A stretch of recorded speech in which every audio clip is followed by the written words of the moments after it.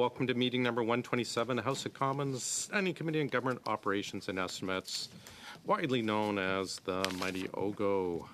I'd like to welcome back Mr. Doan. Before we start, I wish to go over a few things. We've agreed to some accommodation measures for our witness today. Mr. Doan will be making an opening statement.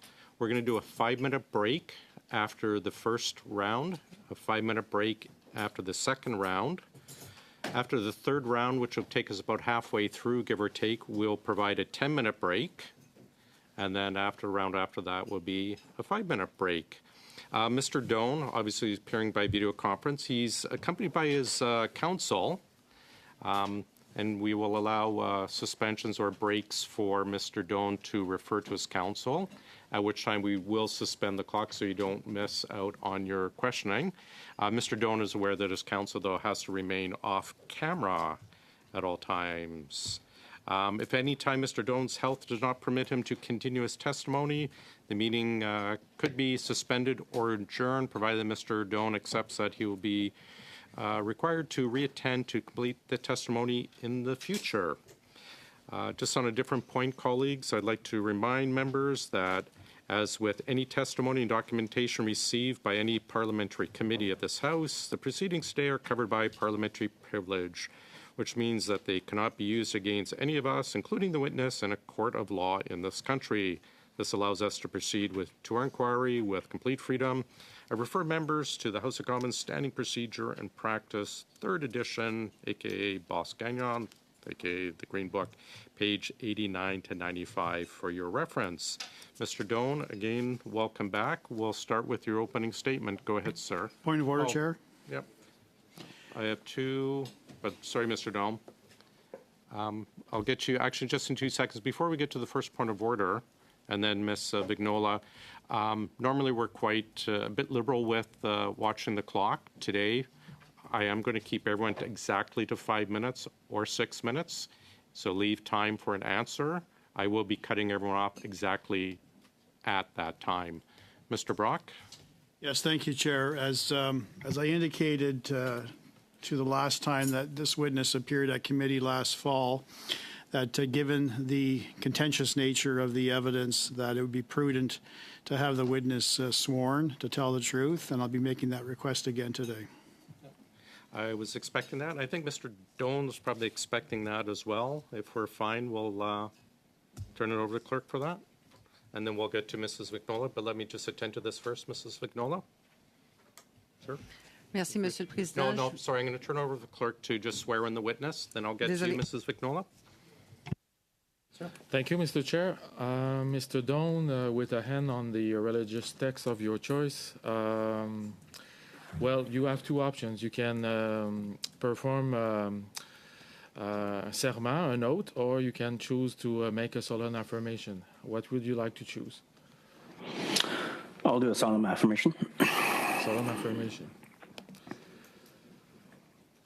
So please repeat after me. I, Min Doan, do solemnly, sincerely, and truly affirm and declare the taking of any oath is, according to my religious belief, unlawful. I, Min Doan, do solemnly, sincerely, and truly affirm and declare the taking of any oath according to my religious belief unlawful. And I do also solemnly, sincerely, and truly affirm and declare that the evidence I shall give on this examination shall be the truth, the whole truth, and nothing but the truth. And I do also solemnly and sincerely and truly affirm and declare that the evidence I shall give on this examination shall be the truth, the whole truth, and nothing but the truth. Thank you very much, sir. Thanks, Mr. Doan. Mrs. Vignola? Merci, Monsieur le Président. Thank you, Chair. I just want to make sure that sound tests were done in compliance with our regulations for the well-being of our interpreters. They were done. Mr. Doan, sorry for the interruption. Please proceed with your opening statement. Good afternoon, Mr. Chair and honorable members of the committee. Like most Canadians, I would prefer to not make my health issues public. However, as a result of some comments made in this committee, this is no longer possible. In 2015, I had a heart attack, was rushed to the hospital, underwent emergency surgery, and had 2 stents installed.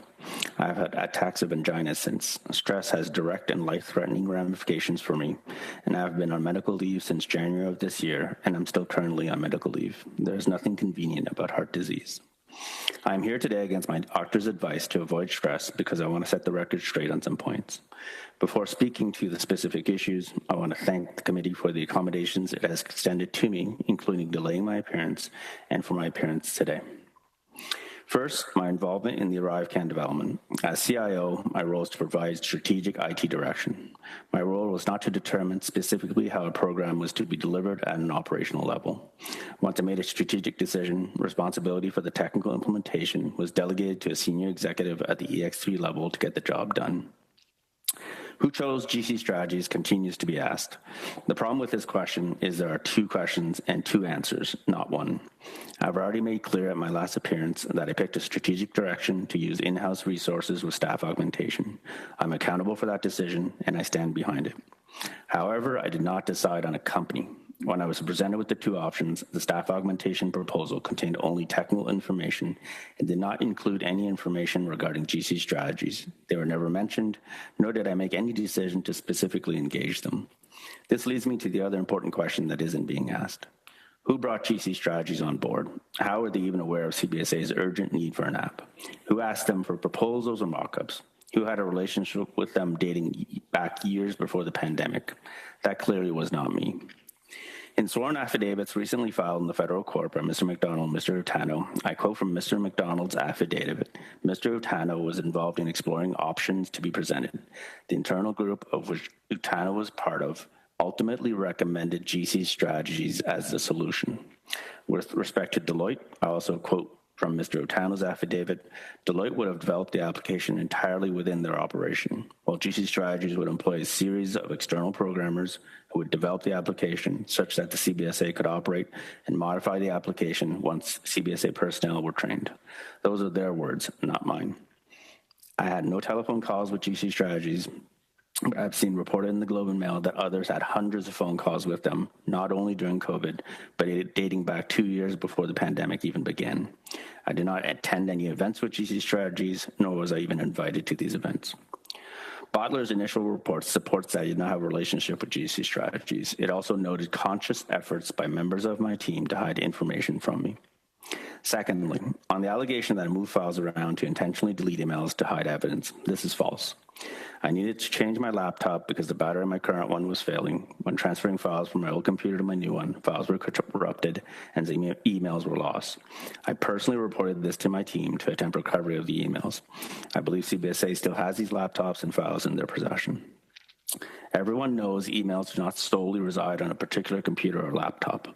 They are delivered through servers where they are usually backed up. In the case of CBSA, the servers in question are under control of another department, Shared Services Canada. More importantly, all recipients, senders, and people on CC would still have copies of their emails with me and could have produced them as required. Neither I nor anyone else can delete other individuals' copies of emails. The loss of emails from my laptop would not result in them no longer existing anywhere else.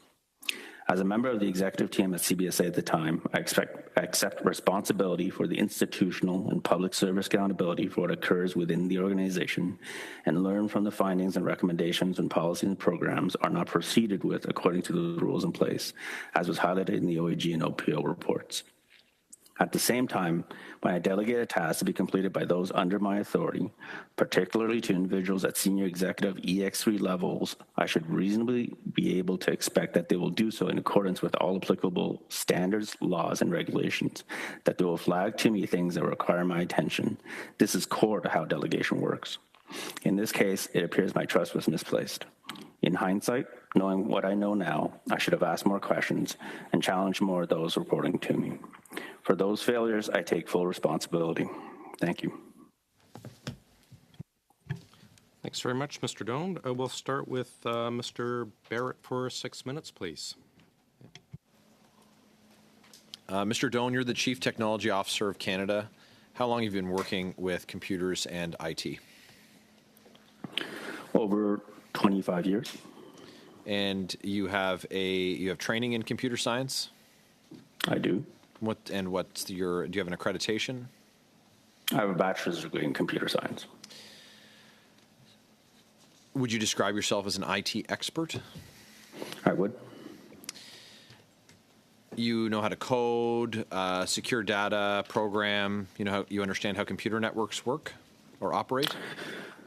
I haven't coded in quite a while, but I do. So there are investigations now ongoing about the missing emails, deleted emails. And I just want to make sure I understand correctly from your opening statement. Your contention is that because you switched the battery out in your laptop, thousands of records were deleted. I am not a computer expert, but I've switched out batteries a couple of times, and I've never heard of that happening. Would you say that that's quite common? Pour clarifier, je n'ai pas changé la batterie de... Let me clarify. I did not change the battery of my computer. I needed to change the computer as a whole. I was not merely changing the battery of my computer. To change the whole computer, and in the imaging process, someone wiped your computer? I just don't understand. This is not something that I've heard of. Usually, there's quite robust processes. The IT staff here at the House of Commons, for example, in my experience with IT working with Department of National Defense, I've never heard of anything like this, and it's just it seems incredible to believe that that's the story that you'd have us accept today. But it's incredibly convenient for you that these documents are missing. So how is it that you're both the victim of something that's exceedingly rare, but also the beneficiary of something that's exceedingly helpful for you? Thank you for the question. Corrupt, what the technical term is corrupt PSTs. Corrupt PSTs are actually not exceedingly rare, fairly common. It's actually so common that Microsoft put a tool in every Windows computer to fix them. In terms of what you say, it is absolutely correct. You get a new computer, it is imaged, but in transferring, no different than if you were to get a home computer on a new home computer, you would want to transfer files from your old one to your new one. So in that transfer, that is where the corruption occurred. So it was fairly standard. You transfer files over and there was a corruption. That's what occurred. So as Chief Technology Officer of Canada, the practices that are in place currently now see quite commonly that when government employees swap out their hardware, that thousands of files go missing, and with that being your contention, isn't that being the state of play, your accepted standard, doesn't that compromise your ability to abide by federal law and information retention policies?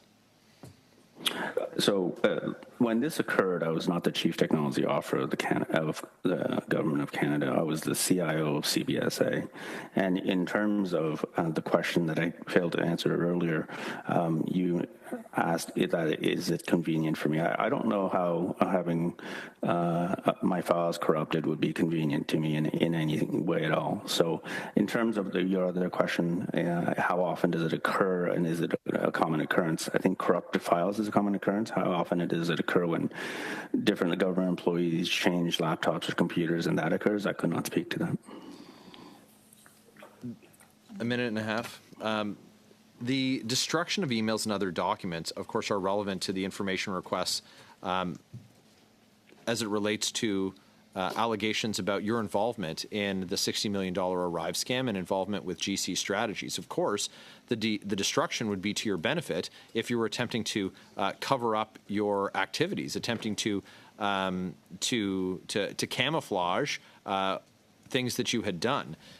we've seen in the past, prevarications by you at committee, and we found that the main contractor, the favored contractor, also lied before committee. The Information Commissioner of Canada is investigating you destroying these documents and evidence. Have you been interviewed as part of that investigation? Non, personne m'a contacté de ce. No, no one has contacted me from that office. To come back to what I said at the beginning, the fact that there was corruption of files are no longer on my computer, it doesn't mean that those emails don't exist any longer. All those emails exist in email boxes of all those who received emails from me. It's the same for any of you members. Dozens, if not hundreds, of other people's computers. It makes the investigation exceedingly difficult when the agency you were with at the time has now been noted to have of the worst record keeping that's been seen in the history of the federal government, and it's again far too convenient and simply not believable what you're offering, sir. I'm afraid that is our time. Mr. Jouari, for 6 minutes, please. Thank you, Mr. Chair, and thank you, Mr. Doan, for coming to the committee. A couple of quick questions, and then I want to go to the emails. Received the accommodation for appearing in this committee as you had requested? I can confirm that. Thank you very much. Thank you. And can you also confirm that everything that you have so far said to this committee has been honest and has been truthful? I also confirm that everything I've said so far has been honest and truthful. Yeah. So you also, in your opening remarks, you talked about Mr. McDonald as well as Mr. Utano testimonies, and you read from their testimonies, and you believe that their testimony is truthful and it's against what's been said about you? To clarify, it was not. I didn't read that from testimony. That was from affidavits, sworn affidavits from their part with the Federal Court of Canada. And in their affidavit, basically, are they? As a clarification, are they supporting your testimony, or they're disputing your testimony? From their affidavits, they are supporting. The question that keeps coming back is who picked GC Strategies and who knew them, who contacted them. And as I quoted, and I'm happy to quote again, it is ultimately recommended the GC Strategies as the solution. That would have been Mr. Otano. Okay. Thank you for those clarifications. Now, I want to go back to the email, and I'm going to draw on an experience that I had recently. Our computers all when my personal computer, when I was doing an upgrade on a computer, all my Outlook files were saved in an Outlook folder, and that was backed up. And when I got my new computer, those files were transferred, and then I brought up Outlook, and it came up. Now, as it relates to my work computer, I did not touch it because basically someone from IT came, took my computer, and they went and did the re-imaging. We got a new computer coming back. They came back to the office. They spent about 30 minutes with me. They make sure everything is up, and they validated it. So I didn't have access to any of my files to be able to do a transfer similar to experience that I had when I brought my own computer, my personal computer up.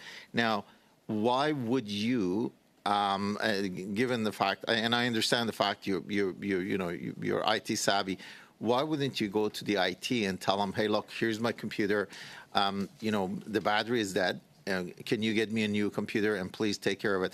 I wouldn't assume CIO of a department will have time to be able to go and do all of that on their own. Can you clarify that, please?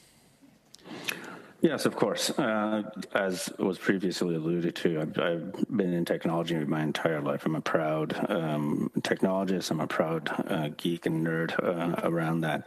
And part of the IT team that reported to me, and many people will attest, they are also those that provide VIP service are extremely busy, providing help for the other vice presidents and DMs of the agency. So anytime I could on my own solve what I believe to be a fairly straightforward thing, such as a file transfer, I would do that. I understand. Somehow you seem to have access as a CIO of CBSA. You seem to have access to the file that was saved on the Outlook folder within the Government of Canada, CBS, whatever that folder is called. Does everyone have access to similar folder? I'm familiar with the setup that you talked about, that in terms of what we would call traditionally a network share or a common share, where you're, in your case, the files would have been saved. Here, this was a file these were files that I wanted to transfer from my local computer to the new computer I received. So these were not from what you were referring to as a network drive. Okay, so those were the files. So are you telling me, or sorry, am I right to understand that you had saved work-related files on your personal computer, on a personal folder? I had both. Just wanted to make sure, because I'm not an IT guy. I understand IT, but I'm not an IT guy. I had both. I had, as I mentioned in my opening statements, all emails are backed up on servers, and those servers are managed by another department. They're not managed by my team. They're not managed by the agency. So I have those backups. We also have backups of network drives, and those are managed by the CBSA IT. And I had my local files as well that I wanted to transfer over, maybe any kind of documents or pictures of my children or other things. Yeah, so with 30 seconds to go, were you keeping Government of Canada emails on your local folder drive, and over thousands of emails all of a sudden got corrupted as a result of that? Just say yes or no. No. Thank you, sir. I don't understand that. Thank you, Mr. Shari. Mrs. Vignola, for your 6 minutes, please. Merci beaucoup, monsieur. Thank you very much, Mr. Dunn, for being here. I have had problems transferring files myself when I was changing my computer from my desktop to my Surface Pro. So I understand in part the problem that you experienced. I experienced that less than a month ago. It's frustrating, it's shocking, annoying, and it's disturbing because you have to start from scratch. And I'm not a computer nerd. So I'm sorry for that word I used. I don't know what the interpreter said. My first question has to do with verification, because during your testimony on the 24th of October 2023, when I reread that testimony, there were some clarifications I needed. You said it was your team that had taken the decision, and after that, you said the team was made up of 1,100 people under your supervision. That's a huge team. 1,400 people, rather. I understand that those 1,400 people were subdivided into smaller teams. So it's not 1,400 people who decided to choose GC strategies. Who made the decision? So I don't believe it's 1,400 people who made that decision. Who made that decision? Answer. Thank you for your question. Indeed, when I appeared, I gave an idea of my responsibilities. I was asked how many people were on the team, and the question was asked as to who made that decision. It was my team. Now, to come back to your question, I'll say what I said in my opening statement. It was members of my team. Of course, it wasn't the 1,400 people, 2 individuals, the individuals whose affidavits I read and talked about a few minutes ago. Thank you. Please remind me, I didn't quite hear you. when were your emails deleted? When did this email problem occur? Did it only concern emails that had to do with ArriveCan? Answer, it was at the beginning of 2023 that this happened.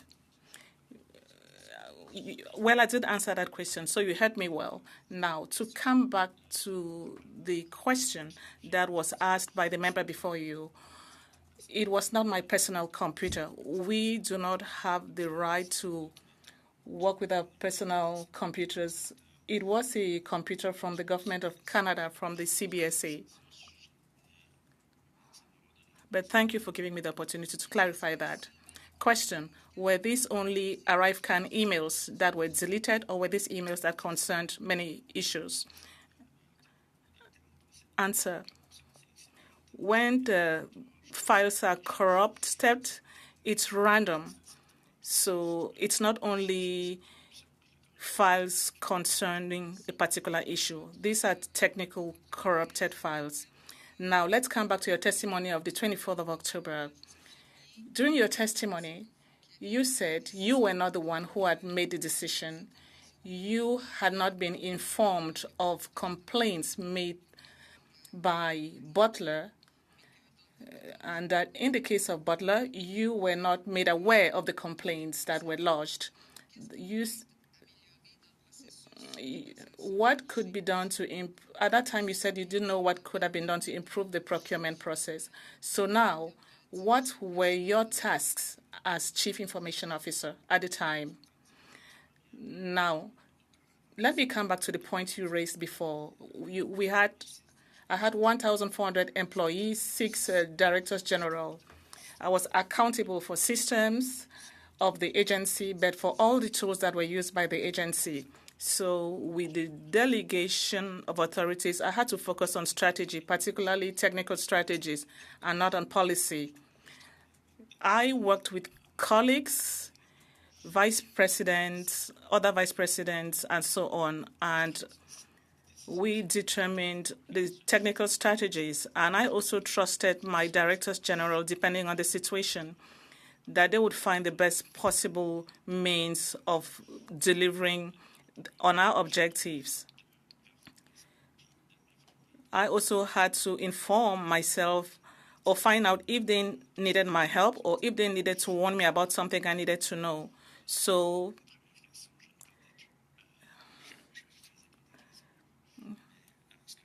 what I did was provide technical and strategic orientation and make sure that all technical deliverables met high-level standards. Very quickly, ultimately, who managed your team? Were you the only one who managed the team, or an entire team that managed the people? There was a hierarchy. Below me, I had 6 directors general who were responsible for others. So there was a hierarchy in place. And that's how it works well with the governance. So I did not directly manage the 1,400 employees. Thank you. Rack. Thank you, Mr. Chair, and thank you, Mr. Dwan, for being with us today. I think I'll start with some matters concerning Bottler AI. And my understanding from Bottler is that they have still not been paid about $220,000 for work that they delivered. And if I understand correctly how they became involved in this, someone who worked for you went out and found Bottler AI and then convinced them to contact GC Strategies. And GC Strategies then got them to do some work for a CBSA project, and those deliverables were delivered. But as of today, they're still owed quite a bit of money. I'm wondering how that money could not have been paid to Bottler AI for the work that they did. I believe that there are a few questions there, if I may try to address them as directly as possible. How they came to be has been an issue of contention, as you rightfully point out. There were testimony by some witnesses that it was an unsolicited proposal from GC Strategies. I've heard from the president of CBSA at this committee or another committee that it was actually, in fact, not an unsolicited proposal by this individual, and it is, as you say, this individual found this company and then asked them to work with GC Strategies, which is consistent with some of the social media messages that I've seen posted by bottlers. So I do believe your summary of events to be consistent with what I've seen in terms of testimony and evidence. In terms of other testimony, although I wasn't involved in the payment of bottlers, that was delegated to my team.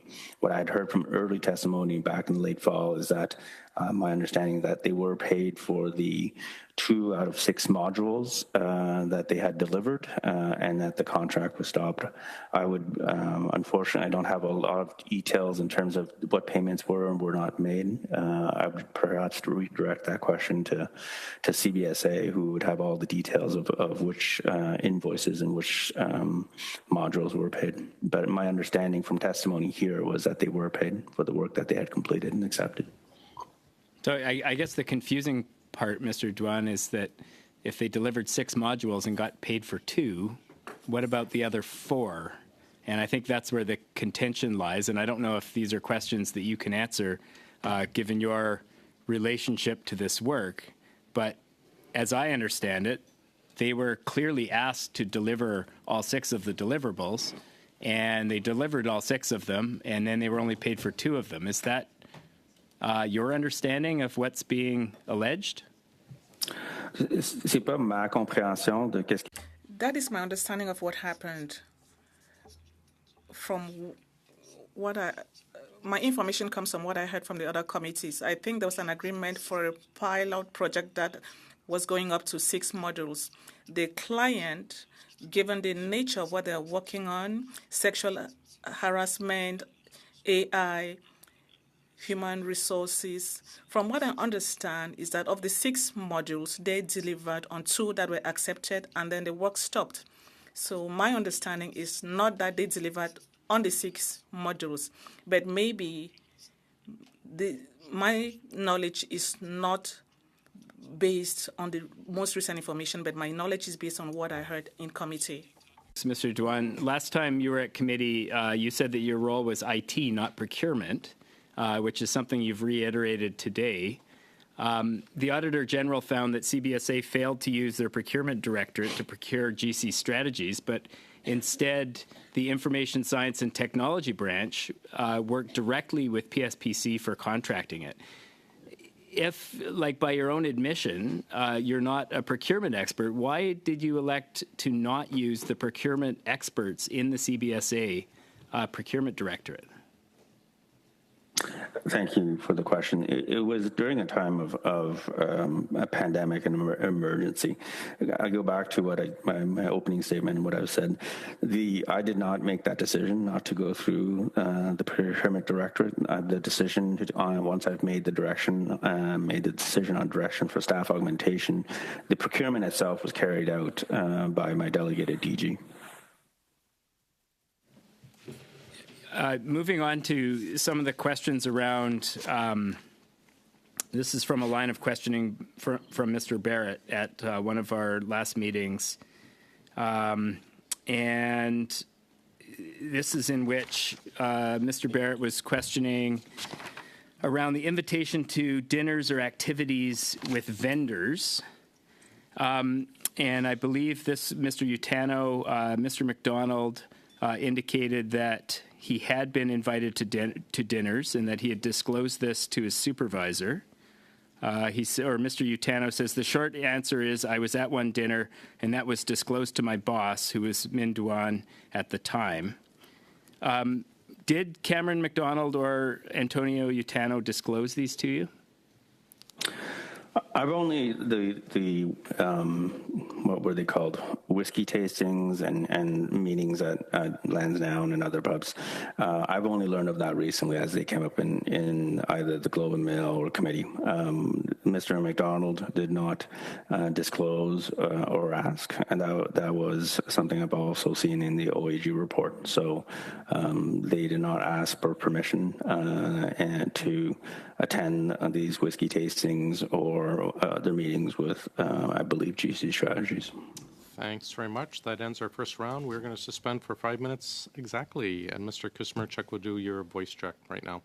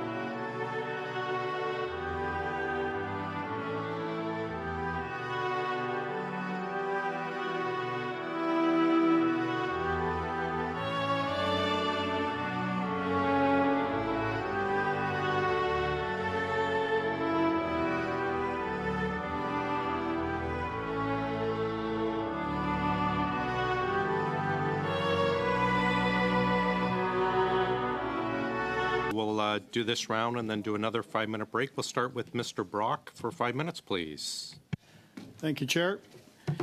Mr. Dewan, you'll agree with me that long before Mr. McDonald, Mr. Utano stated emphatically that you had lied to committee not once but numerous times, you in fact were friends with Cameron McDonald. Isn't that correct?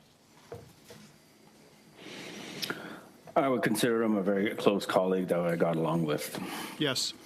I'm looking at a text exchange from October the 24th, 2022, between yourself and Cameron McDonald, where you're joking around, talking about your upcoming appearance at committee. This was your first appearance.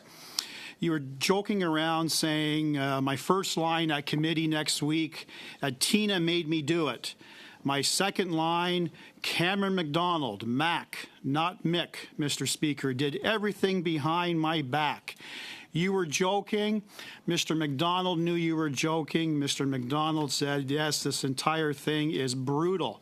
And then you stated something very interestingly. You said, I quote, my issue isn't talking. I'm rather good at running my mouth. Now, I take that to mean I'm pretty good at telling tall tales. And I would suggest very strongly that's precisely what you have done on the last 2 committee appearances, and that's what you're starting to do right now. You are very good at telling lies, Mr. Dewan. Furthermore, you continue, and Mr. McDonald says in response, ha ha, oh, I wasn't worried. You then said, my issue is what I want to say versus what I can say. Can't throw PHAC, public health, under the bus. Can't throw ministers under the bus. It's hard to explain the complexity and cost of this thing without doing that. So, several questions, Mr. Dewan. Starting with PHAC. Who at PHAC are you trying to protect? Thank you for the question. I'm not, first of all, I do not recall those exchanges. I'm not questioning them. I don't recall exchanges I sent 2 years ago. I send hundreds of texts a day. But in terms of protecting anybody, there is nobody to protect. In terms of the question of throwing people under the bus, the PHAC were the business owners. They defined the requirements. I think it was well stated here. There are, I believe, to memory, over 80 OICs. Those were not CVSA OICs. We had to react. We were working around the clock to meet the requirements. Thank you, Mr. Dewan. I only have 5 minutes. I'm reclaiming my time. To your point that you don't recall, these text messages are probably still on your phone, unless, of course, they mysteriously got deleted as well. Okay, so I encourage you to review your phone messages from just over a year and a half ago. Can't throw ministers under the bus. We already know about the difficulties you had with Minister Mendicino, who wanted someone's head on a platter, and you threatening Mr. McDonald to throw him under the bus. Are you still protecting Minister Mendicino? Thank you for the question. Those are allegations and not facts, and they're allegations from an individual. Mr. Dewan, very straightforward question. Are you still protecting Minister Mendicino, now known as MP Marco Mendicino? Yes or no? No, I have no reason to protect him. Then why would you say that emphatically in a text message? Why would you give the illusion that you want to say more, but you can't? No. You swore to tell the truth. You affirmed to tell the truth, not only today, but on your last appearance. You can't have it both ways. You can't just give us some of the evidence and hold back relevant details. Your affirmation is to give us the straight goods, Mr. Dewan. No one forced you to write these text messages. This came from you. So what is it you really wanted to say, but you felt compelled that you couldn't? Who are you protecting, and what are you hiding, Mr. Dewan? Is the relevant question. What are you hiding? Mr. Chair, I'm trying to answer the member's question. What are you hiding? You have about 10 seconds. I have nothing to hide. I have nobody to protect. It was a very stressful and difficult time, and we were responding to the pandemic and the needs of FAC and others. Thank you, gentlemen. Mr. Baines, please. Thank you, Mr. Chair, and thank you, Mr. Doan, for joining us today. I'm just still a little bit confused about the files that were corrupted. How many did you say that were corrupted? In terms of what we talked about here specifically, it would have been one file called a PST file. One single file. What's on there? What was on there? A PST file is a file that is used by Outlook to store emails and other things. How many emails? I couldn't tell you. And when you lost those emails, did you say like, oh no, I've lost a lot of important information? Oui, absolument. Et comme j'ai dit, Yes, indeed. That is what I said during my open remarks. I'm the one who reported the matter to the team. It's well documented. I asked that they immediately start the process to recover the emails. it's in email. I asked them to use either internal tools, services from other groups within the agency, such as the internal investigation, who I assume have extra tools to do this type of work. Okay, and I asked them to conduct shared services. Who is them? Who did that work? My IT team that are responsible for technical support, and my main interface was my direct report at the time, the DG that was leading that IT team. And were they able to successfully get some of this stuff back? Not in the time that I needed, and then I also moved to a different department after that. But I believe the efforts are ongoing. But I would have to refer to CBSA to see what the status is. I know this is being currently investigated as well. So those efforts are still ongoing. We at some point could possibly see these emails. I can't speak on the efforts. I'm obviously not part of it, and I'm not part of the investigation looking into this allegation. I have met with the investigator. But you said the efforts are ongoing. I believe the efforts are ongoing by CBSA.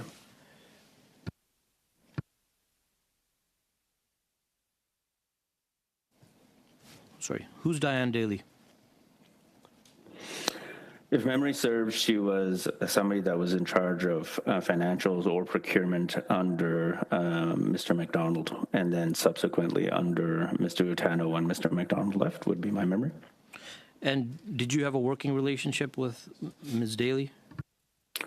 No, I do not. Or my apologies. No, I did not.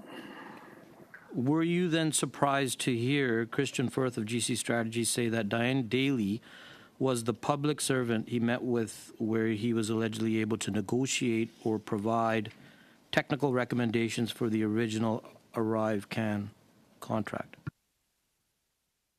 Je m'attendais pas à ça. I wasn't expecting that. Sorry, could you say that again? Je m'attendais pas à ça. I wasn't expecting that. Why not? I would, following the testimony here, I would have thought that he would have dealt with somebody a little bit more senior in terms of dealing and negotiating things around contracting.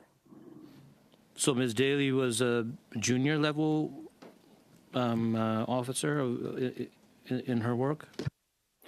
I can't tell you from memory. I didn't interact with her. I can't tell you from memory what level she was exactly. But if memory serves, she was not even an executive role. So she, in terms of specifics, she was not even what we would call an EX1. But I may be wrong there. She may have been acting.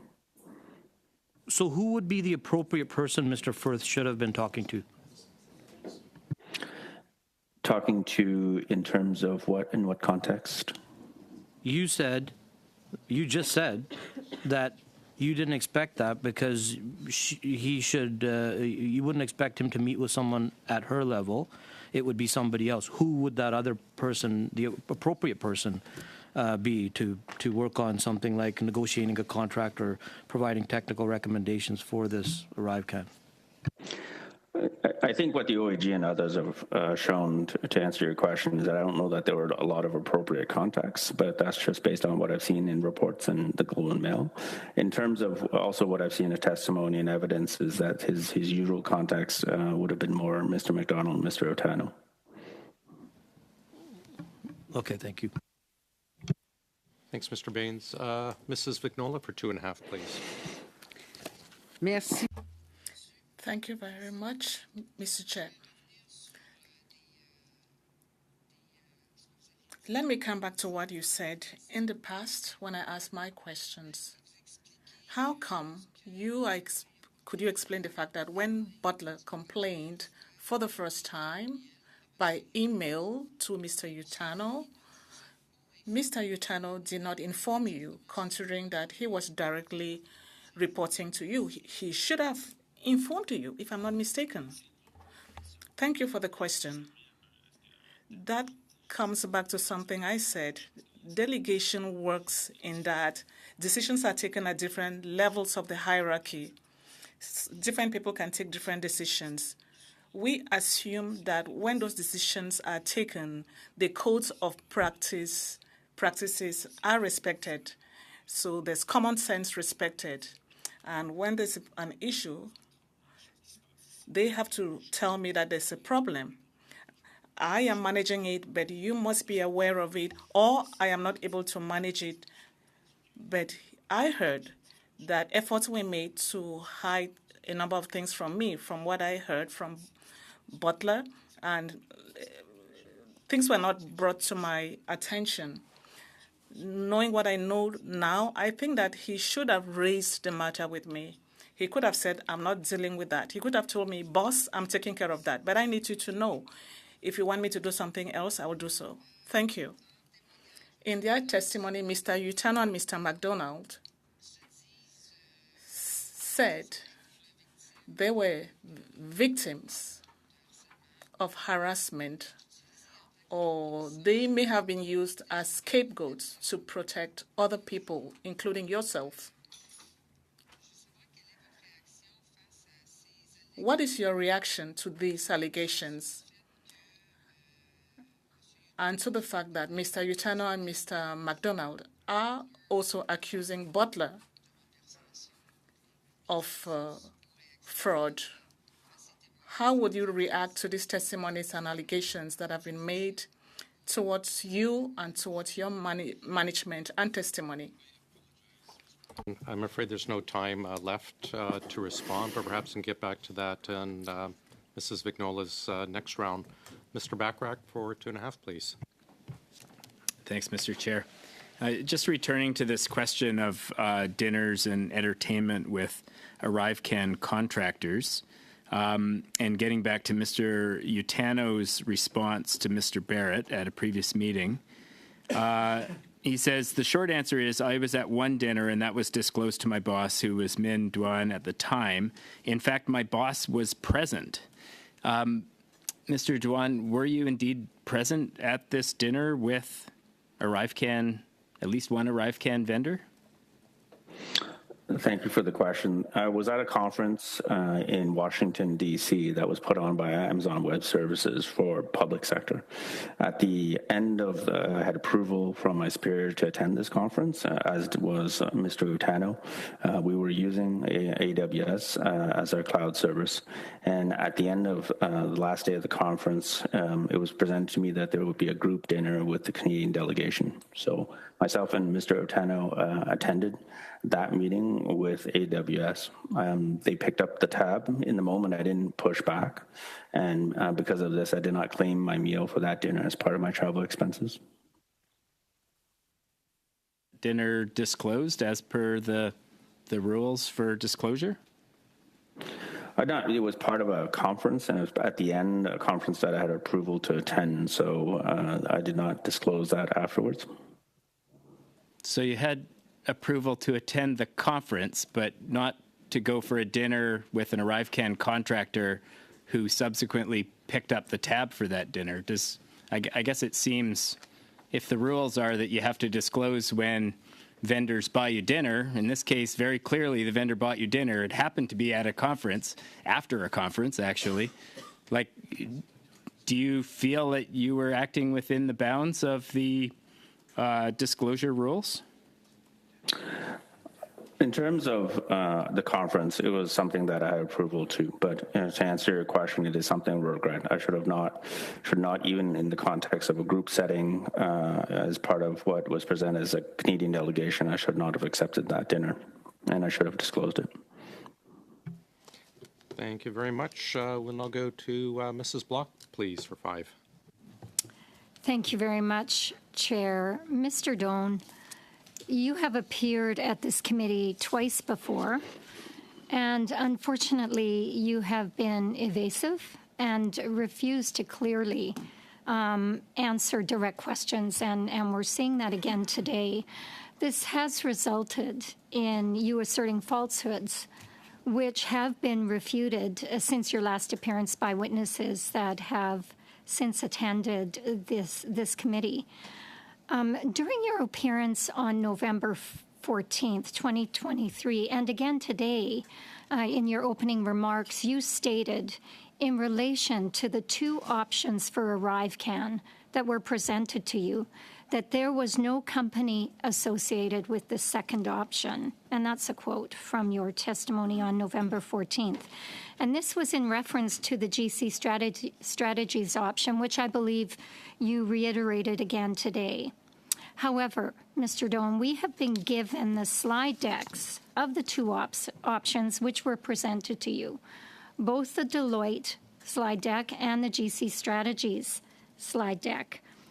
And what we can see on the Deloitte slide deck, there is no logo or anything to indicate which company is behind that option. Yet you knew that it was Deloitte.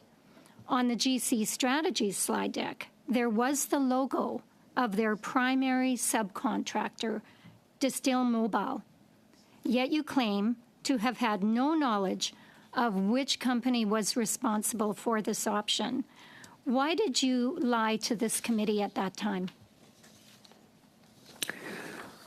Thank you for the question.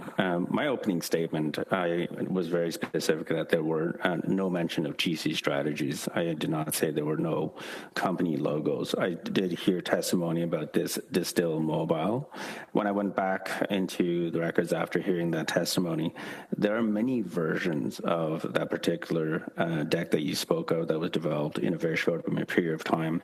There was early on Distill Mobile, which it's not GC Strategies. And should I have known that Distill Mobile was the subcontractor at that time of GC Strategies? I did not. And then you will also see in evidence that I believe CBSA Canada has provided that subsequent to the different versions that were coming fast and furious, the later versions of that deck, the Distill Mobile logo mysteriously disappears as well. But in my opening remarks, I did not say that there were no company logos. I specifically said there was not a reference to GC Strategies. Correct. And I would suggest that that is just an example of an evasive answer, which you could have provided at the time. In your opening remarks or in response to a question earlier in this committee, you indicated that as the lead on this team, you should have asked more questions, that this was your team, that you take responsibility, and yet it would seem that you continue not to take responsibility and provide evasive answers to the questions that you are being asked. During your appearance before this committee on October 24th, 2023, you indicated that your hiring at Treasury Board was through a competitive process. You stated, and I quote, "I was in the middle of a competitive process with Treasury Board. However, we have since learned from Treasury Board officials that you were not hired through a competitive process. We were told that you," and I quote, "came over at level, and they clarified that it was non-competitive." Again, you lied to this committee. You were given this new, cushy job at the Treasury Board, despite your failures at CBSA. I'm thinking you must have had a pretty good reference.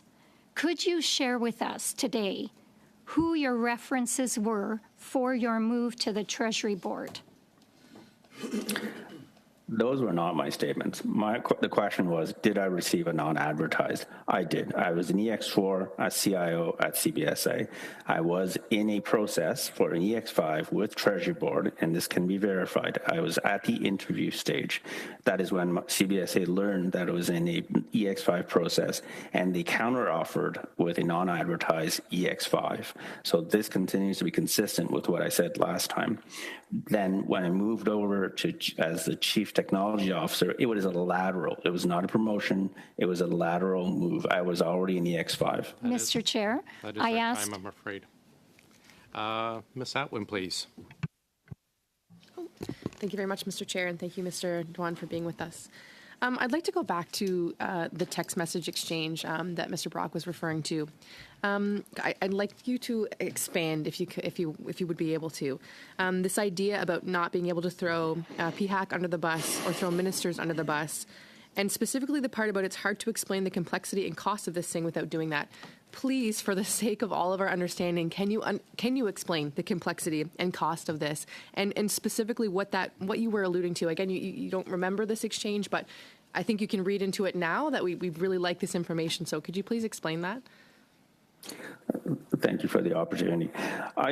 So as a matter of principle, I don't, throwing people or blaming people without merit is not part of who I am. Last time I was here for 2.5 hours under oath, I still did not blame anybody. So the complexity of this application, there was 177 versions. There were, I believe, to memory, over 80 OICs. They were changing almost every 4 weeks, if not shorter. And sometimes the OICs themselves were changing up to the last minute. And what we had to do as the technology team is we had to code, recode, adjust, test, and I understand that from the OGGO, our testing wasn't sufficient on those time frames, but we had to respond to this. So it wasn't a question of the complexity and the cost of this was because of anybody. It was responding to the health measures, evolving pandemic, vaccines, mandatory random testing, the different measures for excluded groups. So the context of that was I need to be able to explain why this application what became so complex. No, it cannot be coded over one weekend for $25,000. It was very complex. It had different components. It had different measures. Changes were added to it at the very last minute. And it's not about blaming anybody for that. It is the reality of my FAC colleagues of health and the evolving pandemic, not only in the country, but around the world as well. Thank you very much. And just the last piece of that text exchange we have is that I have to stay in my lane. Were you receiving any pressures to say or to not say anything with regards to the ArriveCan app? Non, pas du tout. Je suis la personne de technologie. I am the technology person. I'm not responsible for communications. I'm not responsible for policies, nor for the OICs. I can't speak to health measures. So for me, I was really going to talk about technology. I cannot claim to know the other issues that had to do with the OICs. There were so many OICs that was not within my domain of expertise. So I wanted to focus on my domain, which is IT. And we mentioned, earlier that you clearly had a friendly, I would describe, relationship with Mr. McDonald, or you mentioned it was a close colleague. How would you describe your relationship now with Mr. McDonald? Listen, because of allegations that were made in this forum more than once, it has, as I said, directly affected my health. I'm on medical leave. I'm using medical leave that I've saved as good public servants do over years and decades. It has affected my health. The social media has been extremely horrible. My kids are old enough to read, unfortunately, and Google. I've heard of, because I'm avoiding social media, tweets out there that tell me I should go back to China. As a proud immigrant who became a public servant to serve and give back to this country, you can imagine how that feels. And a lot of this is, if I may be so direct, were because of allegations mostly stemming from testimony by Mr. McDonald and Mr. Utano. So, no, I wouldn't qualify our relationship now as friendly. Thank you, and I'm sorry to hear about those comments in particular. You mentioned in your opening statement that there's a conscious effort to hide information from you. Who is doing this, and what kind of information do you believe is being withheld from you? That is a quote of what I heard from, so I do not have, there was a bottler report that in some respects started all of this, a report of wrongdoing and misconduct. I think it was well quoted in the Globe and Mail and in one of the earlier meetings in the fall following the Globe and Mail article, one of the members was quoting parts of that report. I do not have access to that report. I've never seen that report. And what I heard from that quote of the report was that there was deliberate efforts from individuals in my team to keep information away from vice presidents, and I was the vice president at the time. Thank you very much, Ms. Atwood. Ms. Doan, we're now going to go to our second 5-minute suspension before our next round.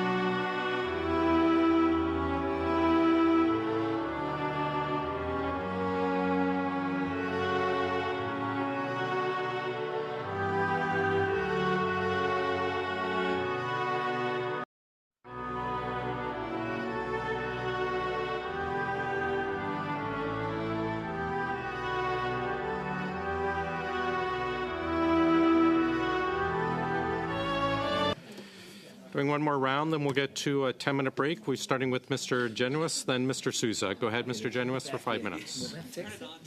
Thank you, Chair. So Mr. Doan, I'm trying to put together the picture here. In the context of the Arrive scam story, one big issue is missing records. The Auditor General has identified this as a key issue, records that should be there that aren't there that would help us understand what happened in this whole fiasco. The fact that the records don't exist or can't be found means that they either were never created or they were at some point destroyed. Now, you are one of the figures involved in discussion of the Arrive Can issue. And in the midst of this, we see very significant and detailed allegations around your files disappearing. And if I understand your testimony today, your files encountered some kind of a technical problem, and then you undertook a kind of a do-it-yourself on your computer. And you explain this do-it-yourself procedure you undertook because the IT folks are very busy. Now, you're a senior public servant. I would think that you're very busy as well. It would seem odd to me if a CEO at a big company said that he's just going to schedule his own meetings because his secretary and scheduler are very busy. Nonetheless, you undertook a DIY on your own computer outside of protocol, and in the process, something went wrong, and files disappeared. And at the same time, we have a problem of missing records that make it harder for us to understand what happened with the whole Arrive scam issue. Is my description broadly correct in terms of your testimony, or have I missed something? In terms of, I didn't attempt to fix anything. So I had identified to me that my battery was about to go, and I needed on my current work laptop at the time. Et avant de tout perdre, donc si la batterie. Before losing everything, I needed to get a new laptop. So when I did the transfer, as you say, the DIY. Kind of a Control C and a Control V. So it was copy one file. Okay, Mr. Doan, I know you've been trained on how to testify at committees, and I don't want you to run my whole time. I did ask a fairly clear question, I think. You had testified earlier, and you're testifying now, that you undertook work that would normally be done by designated IT professionals. Instead of calling in the designated IT team, you went and did it yourself. Is that correct? I mean, that's essentially what you said earlier. Yes, I copied a file into the network and copied it onto my new computer. Okay. In the process of doing that, files were accidentally damaged, and that has led to a situation in which it's hard to find these records. According to this IT employee who spoke to the Globe and Mail, the fact that you didn't engage the proper IT professionals for this is extremely unusual. It's outside of the proper protocol. You contacted an individual IT employee directly at one point instead of going through the proper process. I mean, how are we to find you credible, sir? And I want to give you the benefit of the doubt here, but how are we to find your testimony credible that, given how central missing records is to this whole story, that you, one of the central figures in this story, undertook to go outside the normal protocol to manipulate things on your computer on your own, and in the process, files were corrupted and disappeared? Like how are we to believe credibly that you were just trying to save the folks in IT some time as a senior manager, and something just happened to go wrong? At the beginning of 2023, OGGO report was not out. You mentioned missing records. Missing records was not a discussion or a point at that time. So to imply that I would have done anything specific for missing records, I didn't. In terms of the IT person, sir, that timeline has no relevance at all. I'm almost out of time. Why did you undertake this do-it-yourself on your computer? What is the real reason why you didn't use the proper protocol? I'm afraid because I was Sorry, Mr. Dewan, I have to interrupt here because we are out of time, but perhaps Mr. Genwis can get back to that in his next intervention. Mr. Sousa for 5. Thank you, Chair. Mr. Doan, has any member of this committee attempted to contact you outside of appearing before this committee? No. Have you shared any information with any elected officials around this committee or within the ministry? Elected officials, that No. being? Has any minister attempted to talk to you or direct you to make a decision or prepare you for today? Do you know if any members of this committee have had outside discussions with Mr. Otano or Mr. McDonald, or that they were contacted by members of this committee regarding this investigation? Are you aware of any of that occurring? Merci pour la question. Thank you for the question. I saw from other committees that that happened. Certain members have been in touch with Mr. Otano and Mr. McDonald, so at least that's what I saw and that's what I heard. So you're aware that CBSA has been investigating Mr. Otano and Mr. McDonald. Of course, there was a preliminary statement of facts that was divulged, I believe, to members of this committee prior to others being available. Do you know of that? Are you aware of that content? I'm aware as far as what I've heard at committee. Do you believe that the witnesses that we've heard from, particularly Mr. McDonald and Mr. Otano, that they provided honest and truthful testimony? Do you believe that that was the case? No. So there are many cases in terms of the allegations specifically made against me, and some of them extremely hurtful. One comes to mind that I faked a heart attack. My health situation is nobody's business. First of all, it's personal, it's private. It's not something I wanted shared. My heart attack is well documented. My cardiac disease is well documented. I'm followed by a cardiologist, and then to sit here and imply that I faked a heart attack, I would say that's the most extreme version of lying that I can think of. Mr. Dewan, are you being investigated? Do you know if the RCMP is investigating you? I have not been contacted by the RCMP. So you are aware that Mr. O'Donnell, Mr. Utano, and Mr. McDonald have had some investigations. They've had some disciplinary action.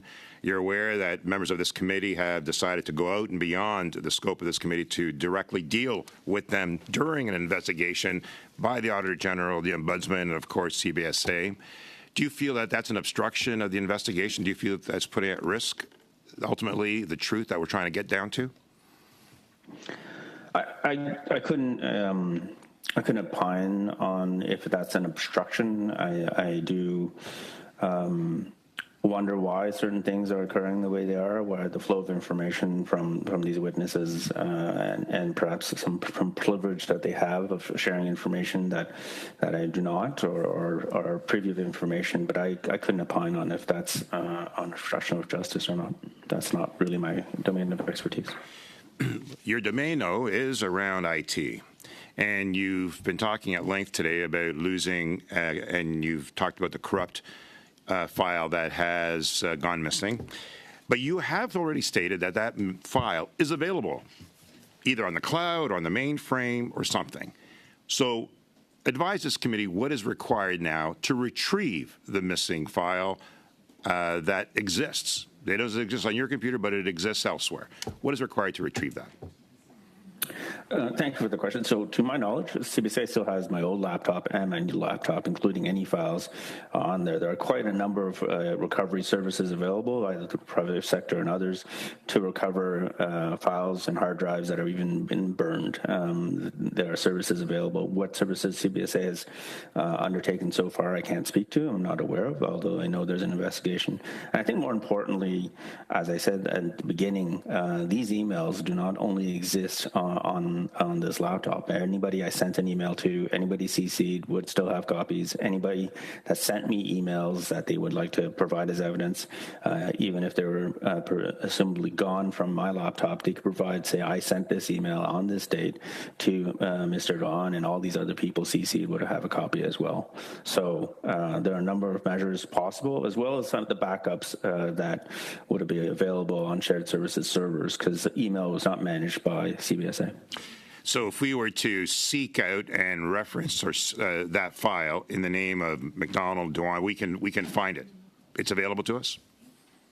I would defer that to CBSA and where they are in the investigation. Thank you, Mr. Chair. Thank you. Mrs. Vignola for 2.5. Merci, Monsieur. Thank you, Chair. Mr. Dunn, let me come back to my previous question, which was, what do you think about the fact that Mr. Utano and Mr. MacDonald stated that they are being used as scapegoats to protect people, including yourself? What is your reaction towards those allegations? Following on what I said before, with all that happened with my health, my reputation, my career, all the unbelievable experiences I was going through, I don't really feel protected, I must say. That being said, why will they be scapegoats to protect me? I don't know why I will be protected more than any other public servant. I am a public servant. I am a member of the public service. I do not see why the agency or the public service will want to protect me more than someone else. I was acting in good faith. I don't know if they acted in good faith, whether they are scapegoats or not. I can answer that. Question. In excerpts from the text messages or conversations between GC Strategies and Butler, GC Strategies is supposed to have told Butler that public servants were protecting themselves because they all had negative information about one another that could bring them down. So I think it's from that Utano and MacDonald were saying that they are being used as scapegoats. Do you have any information about Utano and MacDonald, or do you think that those people were friends and collaborators? I engaged directly with MacDonald. I promoted him. I would not have done that if I did not have respect for their integrity or their capacity. It's just because from the fall of last year, when all happened, allegations came out. But before that, I had a lot of respect for those individuals. So no, I did not have any bone to pick with them. They were not my friends. They were not relatives. They were colleagues. Our relationship was a professional one. We talked about our kids maybe, but most often we spoke about our work. Please. Mr. Chair, this is going to sound like, if we could count the number of hours that we've talked about this particular email file, I think it would be fairly significant. And yet this question of where the emails are still seems to hang out there. If I understand your testimony correctly, Mr. Dwan, the backup of your emails lives on a shared services server somewhere, correct? And so you had a problem with the corruption of your computer, and I think everyone around this table can relate to that because at some point in our lives we've had something similar happen, and it's very frustrating, but it does seem like in this case you solved the problem. And so am I correct in stating that all those emails are now back on your new computer and have been restored? I see people shaking their heads. That's not their understanding. As I mentioned, this is being investigated. So were they able to recover it either from backups from shared services or recovery services on the hard drive? I couldn't speak to. I know, and to my knowledge, shared services who provide email services to a number of departments, they do have backups. They have backups of server emails. They have backups of Exchange servers. So there would be different services available to CFSO. It just seems to me to be a non-issue. And if the committee's serious about getting copies of the emails, all we have to do is order the production of the emails from shared services, from wherever the server lives, and they're compelled to produce them.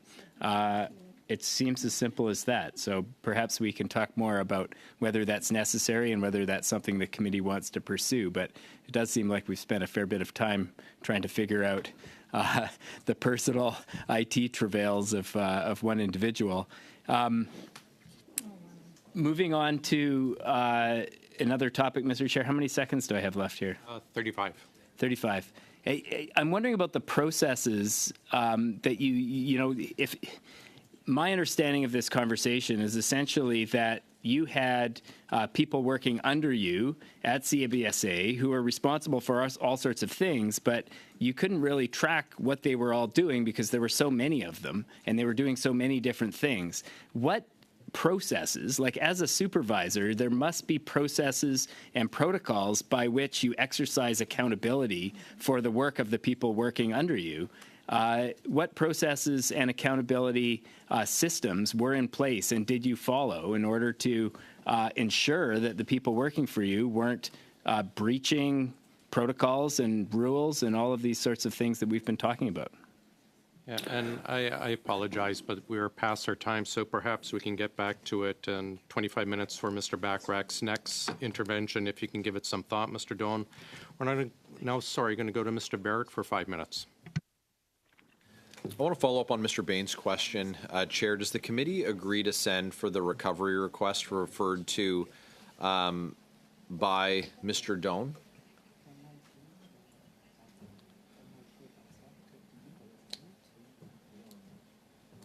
Yeah, okay. Great. So, Mr. Doan, I want to be clear about the job that you're in now, the Chief Technology Officer of Canada. Did you get that position through a competitive process, yes or no? No, it was a lateral. It was a lateral move. When you're looking for a promotion, you have to compete for it. A lateral move, there's no competition because I'm not changing levels. So when you went to the Treasury Board, it was a lateral move? I was an EX5 at CBSA when I left. So that is a level of executive. And when I moved to the Treasury Board, I stayed an EX5. I didn't move levels. I did not change levels. I don't understand, because when you came before committee in October of last year, my colleague, Ms. Kuzi, asked you this very question. She referred to it as a substantive process. But in response, you said, and I quote, "I was in the middle of a competitive process." Merci beaucoup. So I mean, we've heard your answer today, and we've heard your answer then. Your answer has changed. I know the answer is that it was not a competitive process, because we have that testimony from that TBS already, from the Treasury Board Secretariat. It's very interesting. Who were your references for that change in jobs? Just the name of who your references were, please. So Catherine Lilo, who was the Government of Canada CIO at the time, made me the offer. Who she consulted and who she asked, I do not know. Job. I would presume it would have been my deputy minister at the time. And who was? At the time, it was when I moved over, Ms. Erin O'Gorman, and the one she probably would have talked to my previous deputy minister as well, which was John Oslowski. And so this job wasn't publicly advertised? It was not, to my knowledge, publicly advertised. Okay. You took issue previously with testimony from Mr. Cameron McDonald that during a phone call that you had threatened him. Do you remember refuting that you had threatened him? I do remember that allegation. Remember saying that you hadn't threatened him? He was in a different department. He wasn't even working for me anymore. I was calling him. So yes or no, did you threaten him or did you not threaten him? No, I did not threaten him. We know that you have previously been fined for threatening a fellow public servant. Is that correct? That is incorrect. It is incorrect? That is incorrect. So have you ever had any allegations of you making threats against another individual? I have a personal matter that was brought to my attention, and a family matter that I did not disclose, but I had never threatened another individual, another public servant. Okay. Did that matter come before the courts? No, it did not. In the reporting process with respect to Mr. McDonald, did Ted Gallivan ever speak to you about the threats against Mr. McDonald? Merci pour la question. La première fois.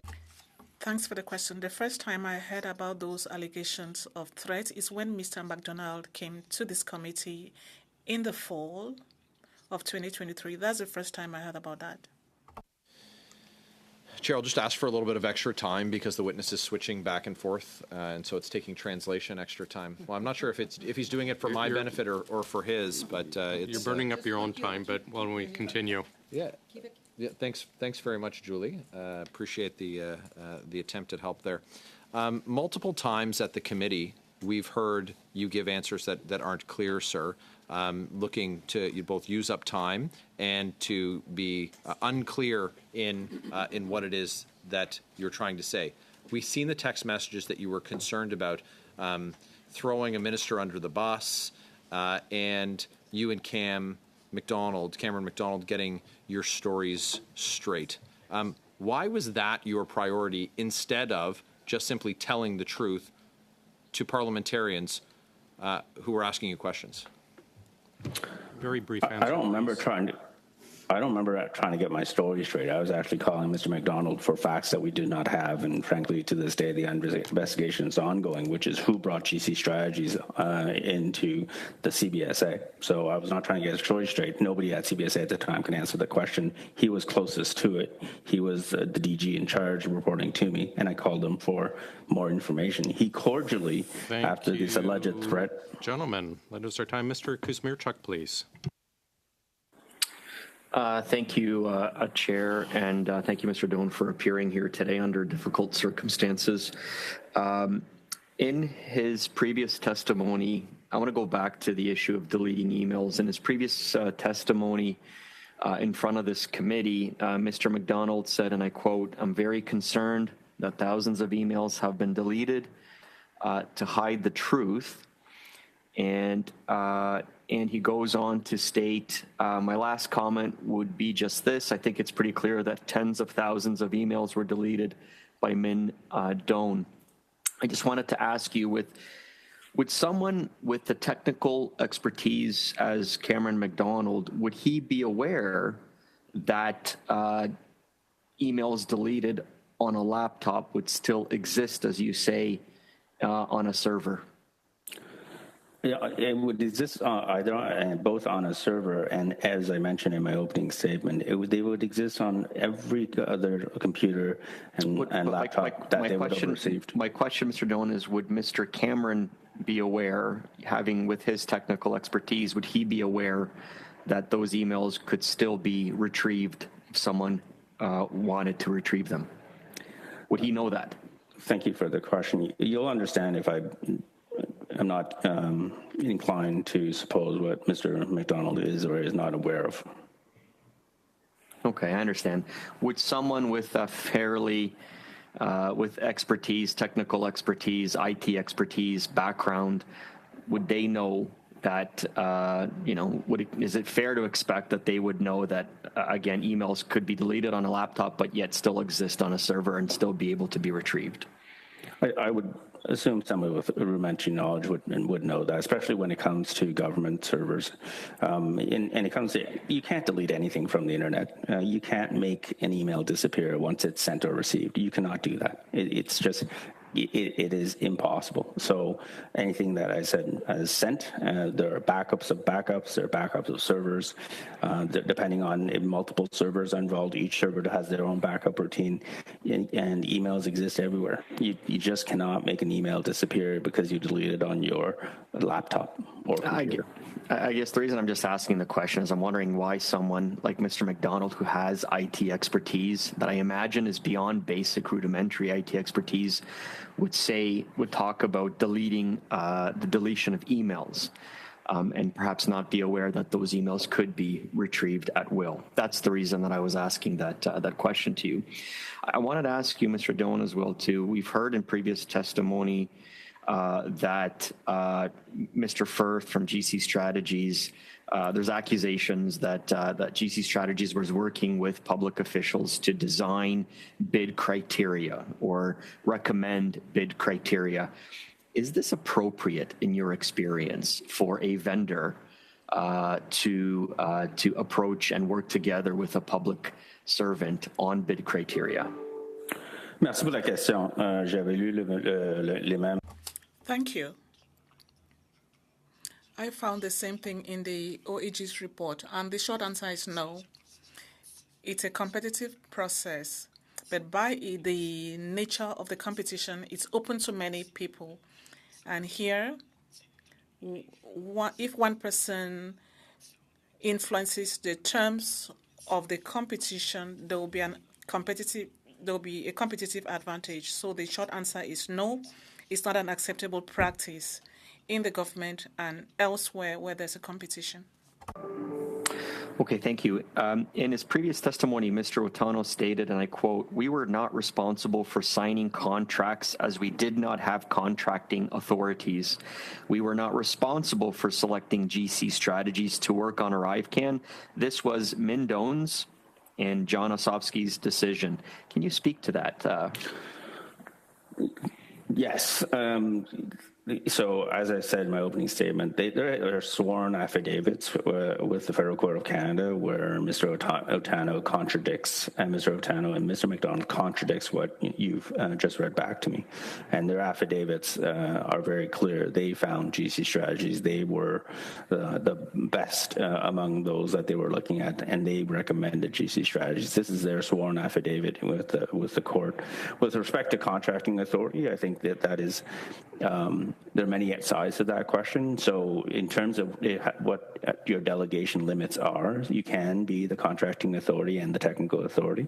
So for smaller contracts, departments such as CBSA can be both contracting authority and technical authority. But for larger contracts, it was exceeding your authority, which was the case for most contracts with ArriveCan. It exceeded the agency's authority. Then Mr. Otano, in that case, is correct. We would have been the technical authority, and the contracting authority would have been PSPC. Okay, Thanks. Mr. Chair, how much time? Thank you. We're actually past time, but I thought it was important that we let Mr. Duan finish that because it's very important. We're now going to take our 10-minute suspension, and we'll be back in 10.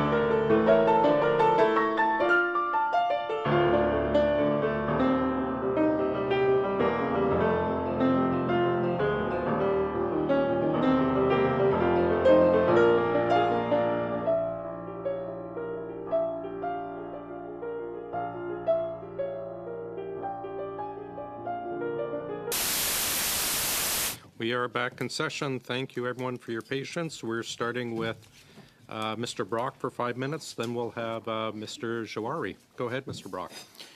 Thank you, Chair. Going back to text messages, Mr. Dewan, from October of 2022, I'm rather good at running my mouth. My issue is what I want to say versus what I can say. I have to stay in my lane. In my opening round with you, sir, I opined what a literal interpretation would be, what I believe most Canadians would take from that text exchange. I will give you a little bit of latitude, sir, to explain yourself. Specifically, I would like an explanation as what you want to say versus what you can say. What did you mean by that, sir, in your text exchange with Mr. McDonald? Thank you for the question. I don't remember that text exchange again, and I wonder why Mr. McDonald would still have that text with him after leaving the agency. So, having said that, if I could stop, with respect, the issue is not whether you recall it. The issue is why you would ask why Mr. McDonald would retain it. That wasn't the question. These are your text messages. It is a snapshot in time. One would have thought these are pressing issues that would still be germane on your mind. I appreciate you have health issues, but clearly you have a lawyer, so you prepared for this meeting. Correct me if I'm wrong. Correct Canadians if they're wrong. The interpretation is you cannot be honest with this committee because you're being held back from telling us the truth. So let me help you. Who was directing you not to give committee the full truth and nothing but the truth?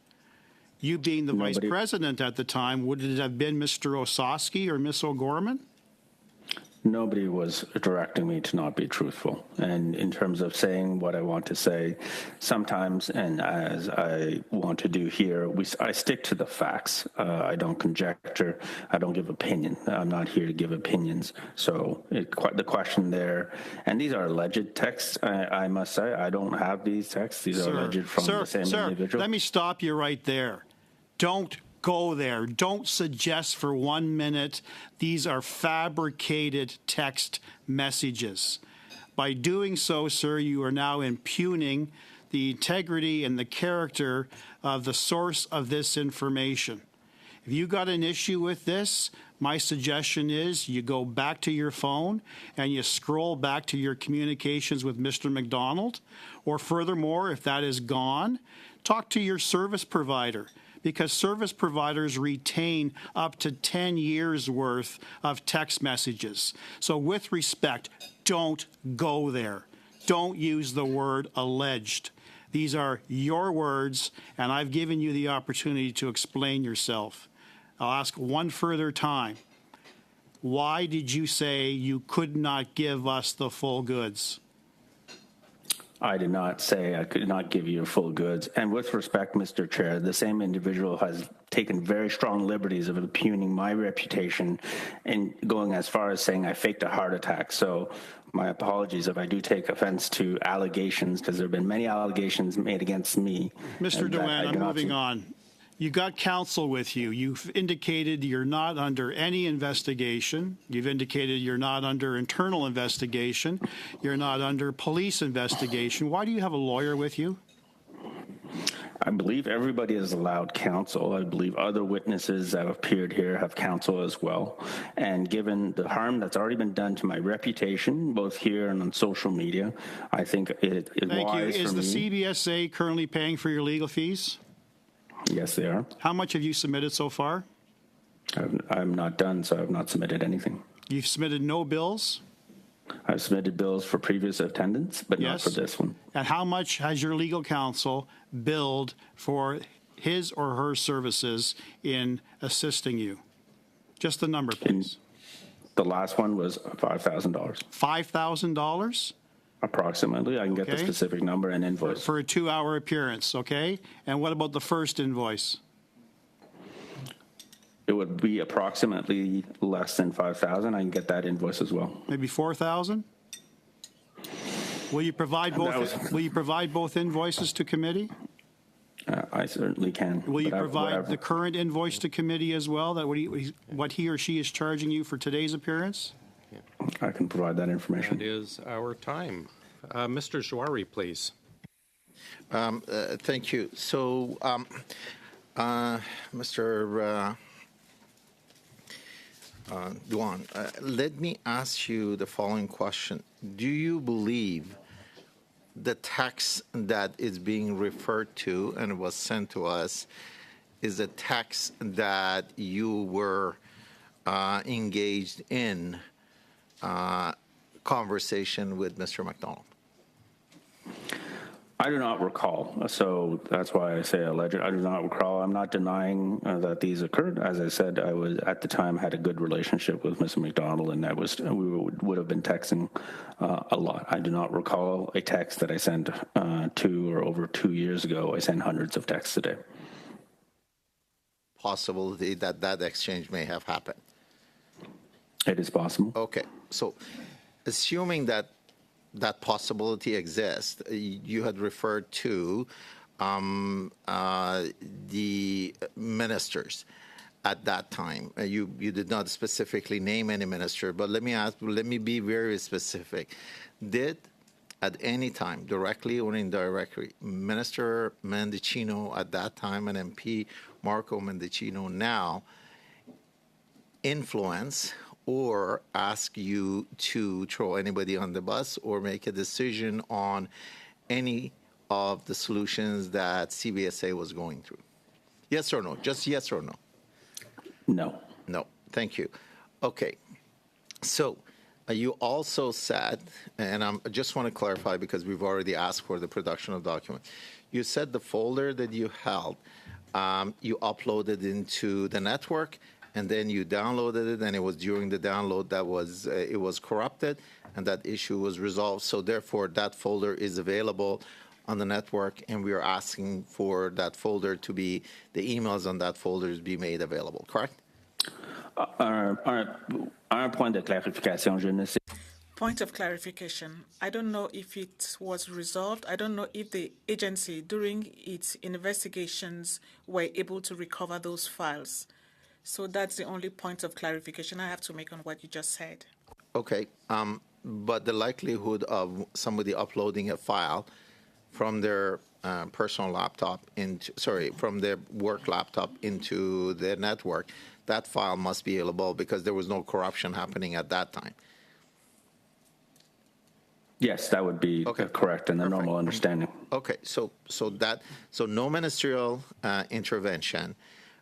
You acknowledge the possibility of having had that conversation with Mr. McDonald, and also you've guided us to a source that we could look at those emails. You don't recall how many they are. Apparently, witnesses have made claims, but as soon as we look at the files, we'll be able to understand the nature of the content as well as the numbers. Correct? Yes, and even further than that, an ATIP into the agency would reveal, even if there were emails that were no longer available on my laptop, an ATIP would reveal all emails that I would have sent and received to anybody at the agency or any other department. Asking indirectly us to do an ATIP for that. Okay, got the message.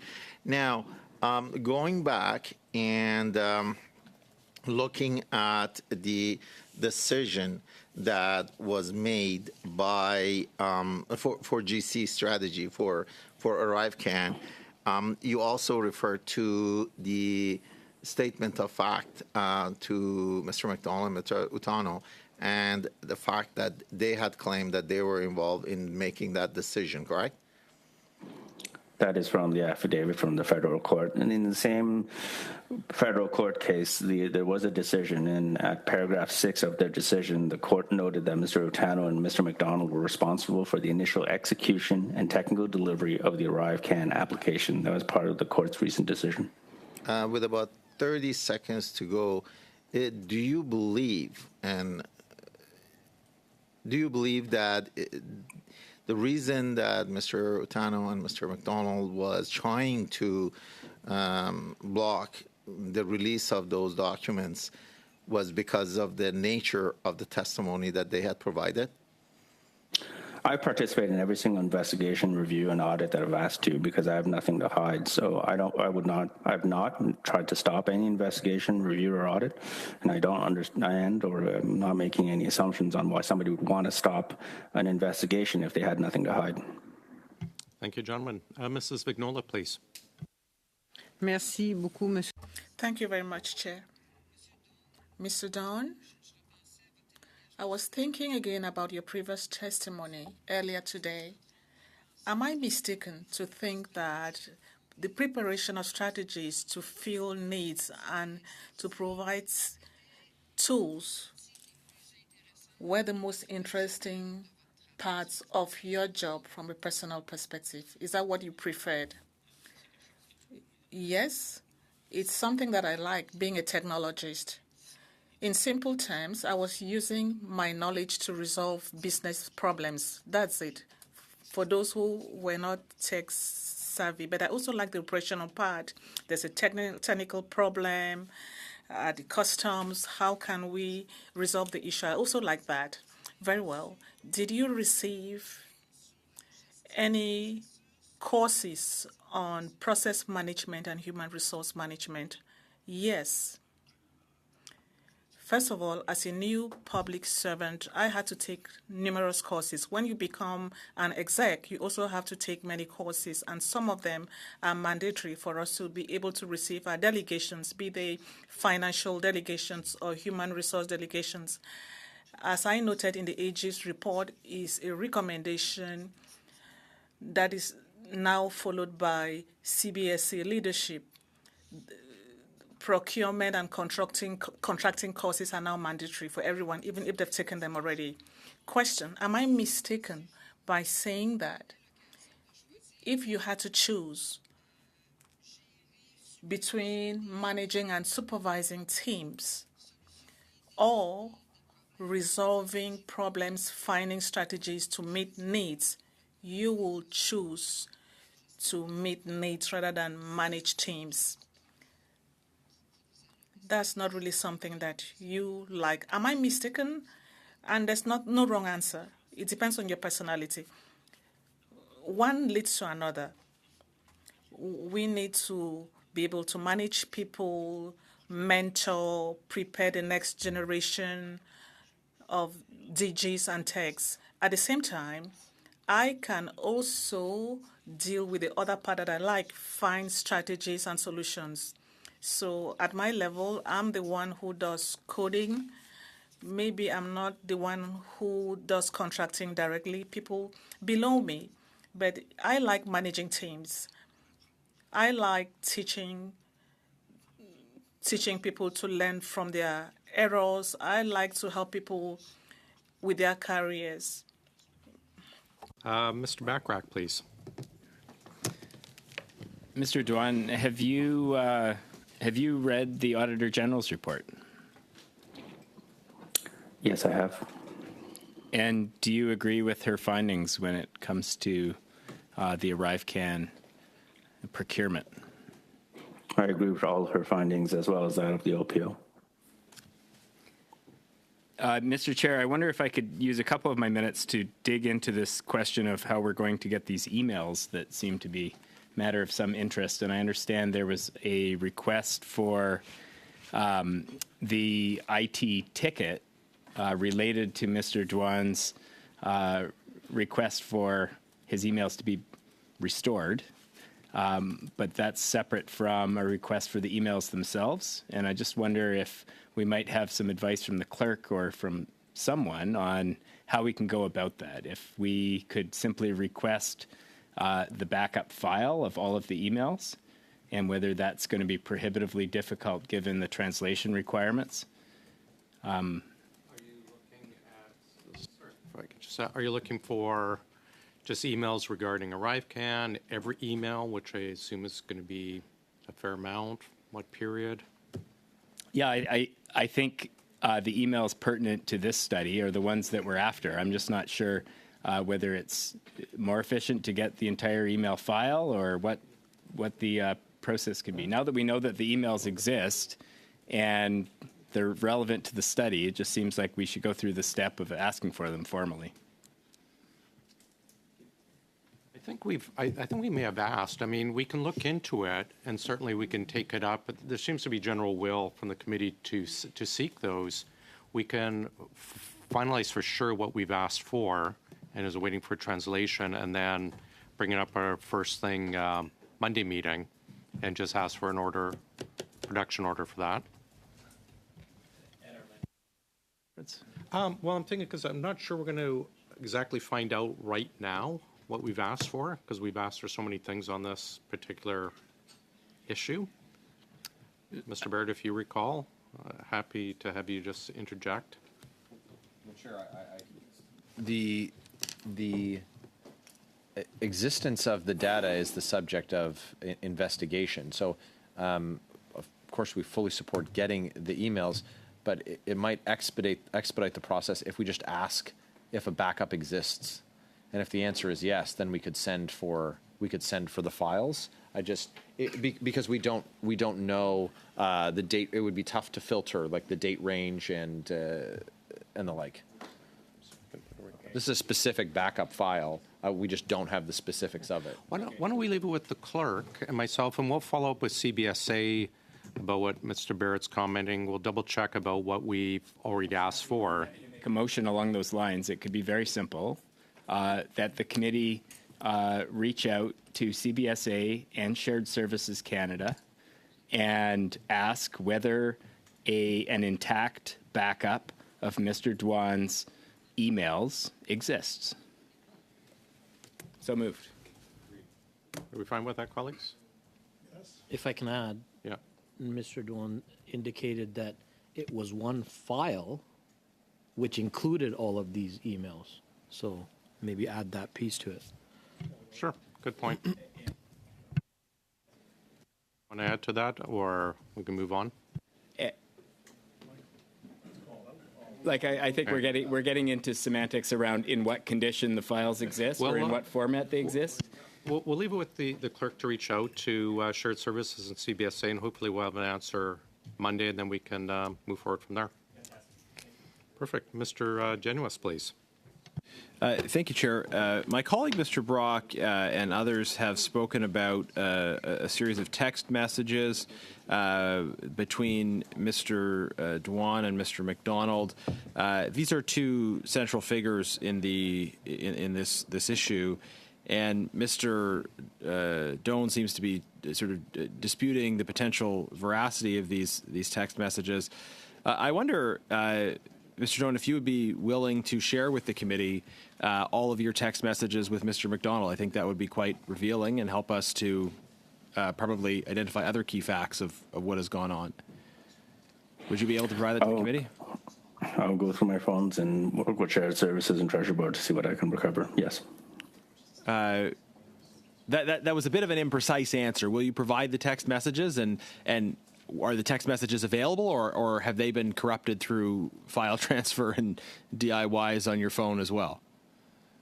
No, there was no corruption. But when you change departments, when you take your phone with you, that the common practice is the new department wipes your phone and configures it for the new department. Okay, well, I think it might be simpler if the committee just agreed to send for those text messages from you, as well as from Mr. McDonald, as well as from the government and the service provider. So we're essentially soliciting that information from everyone who has them. Is there any objection from the committee to that? You set a date. From no, from when? Starting when? Well, August 20. Compared to what we've asked for, I don't think all of the text messages between these two individuals would be too exhaustive, and I suspect it would be useful information. Right. What I'm asking for is from what date? August 1990, August 2021. Well, when did people start using cell phones? Sure, 1990. No, you know what I mean. Like starting January 2020, starting the beginning of the pandemic.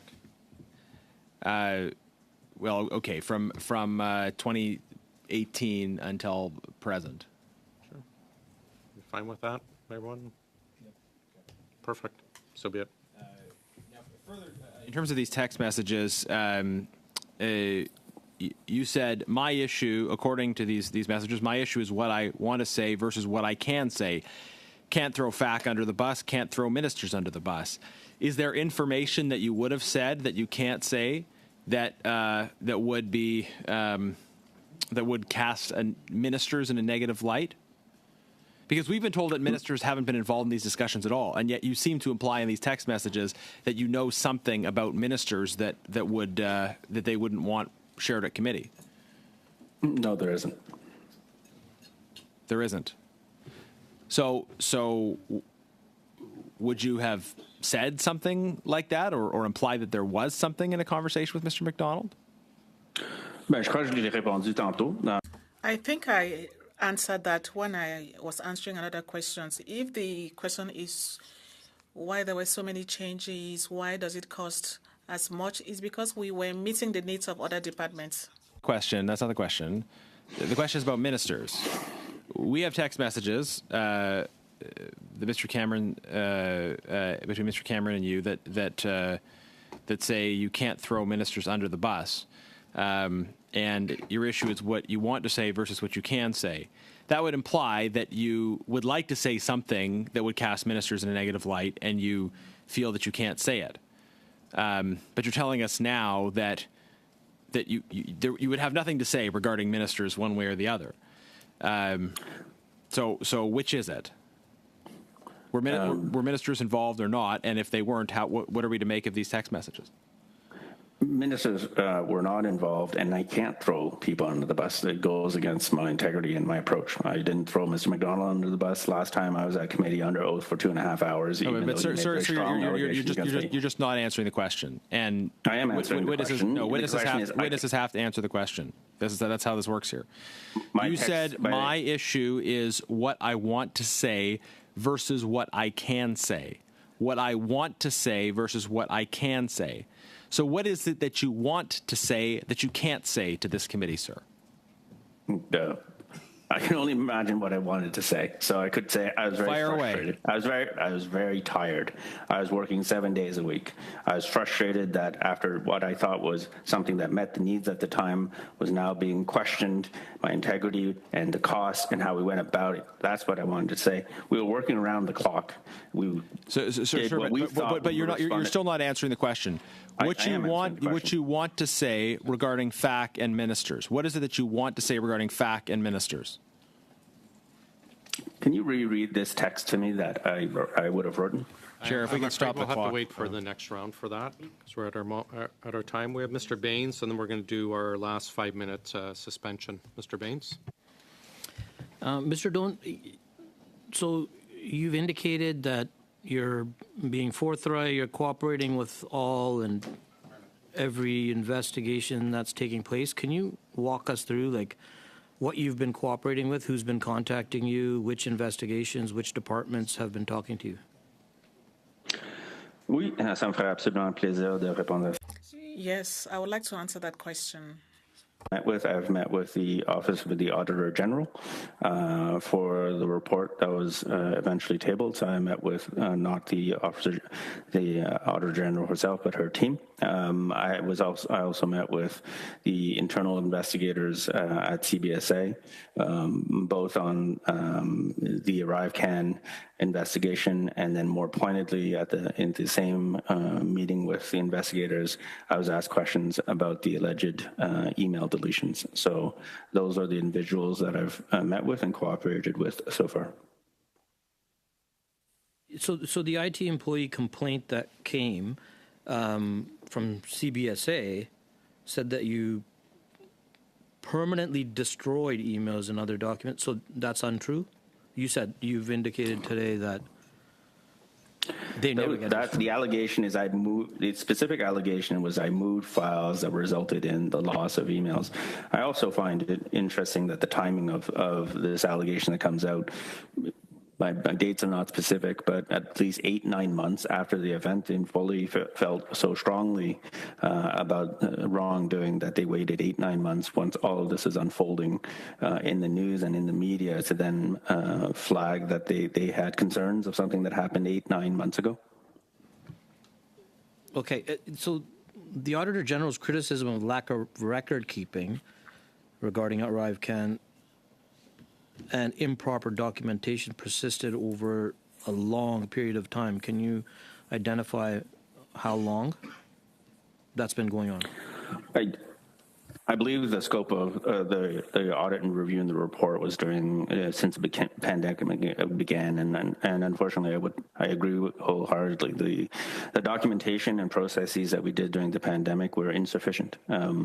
Technologists in general are not great at documenting their code, and others in normal times, and in times of pandemic, unfortunately, we did not document these key decisions well enough. And in hindsight, a lesson I learned is, as counterintuitive as it may be, during a crisis when the house is on fire is exactly the time that you want to document every single decision that is made, so to avoid situations that we find ourselves in now. So the documentation wasn't as rigorous around decisions and others that it should have been. We heard testimony from Mr. Firth, his partner, that the processes haven't changed for over 20 years. Is that accurate? I couldn't comment on Mr. First's opinion of processes. You know the processes. You've been there, you said, for 25 years yourself. So have they changed over the time? The tools available to the public service for record keeping, repositories have evolved absolutely over time. They've gotten better. Tools around collaboration for things like Office 365 and the cloud have improved. The processes themselves have been modernized through directives like the Directive on Service and Digital from the Treasury Board. So they evolve, perhaps not at the speed that we need them to, but they have evolved over, I believe your question was 20 years, that they have evolved and changed over 20 years. Has that modernization allowed for, misfiling or these kinds of intricate recordings to be found, that this is missing, certain things are missing and they're not there? There's always room for improvement. It doesn't matter if it's process or technology or both. There's always room for improvement. And unfortunately, there's a trust and verify as well. If you are supposed to use certain processes, it doesn't matter if it's contracting or procurement. But if somebody nefarious for whatever reason doesn't want to, there are sometimes ways to circumvent it. As technology evolves, there's less and less ways, and there's more controls in place, which I believe CBSA has started putting in place controls and checks and balances that perhaps should have been there during the pandemic. But yes, the controls and the technology and processes are improving as we learn from these events. Thank you, gentlemen. That brings us to the end of this round. We'll take a 5-minute suspension and we'll be back for the final round.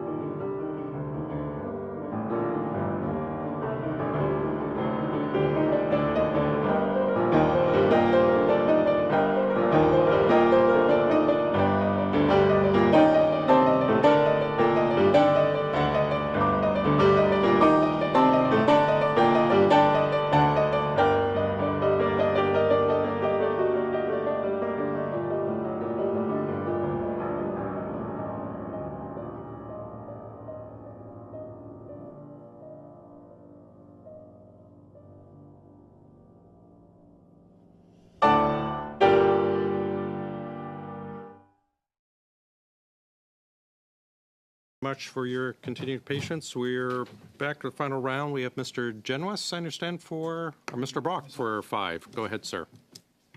Thanks, Chair. Some loose ends, Mr. Duen. The issue regarding your legal fees, has that been paid by CBSA?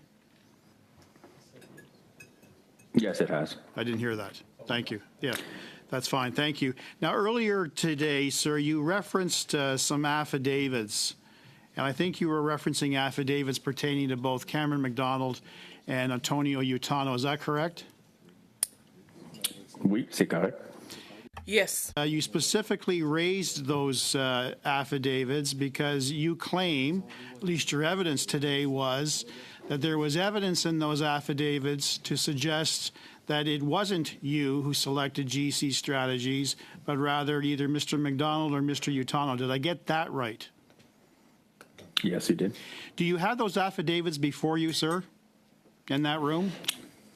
I have excerpts of it. I obtained it through my legal counsel. Okay. On the record, can you specifically identify what paragraph that relates to any evidence to suggest that it was Mr. McDonald or Mr. Utano who selected GC Strategies? Just the paragraph, please.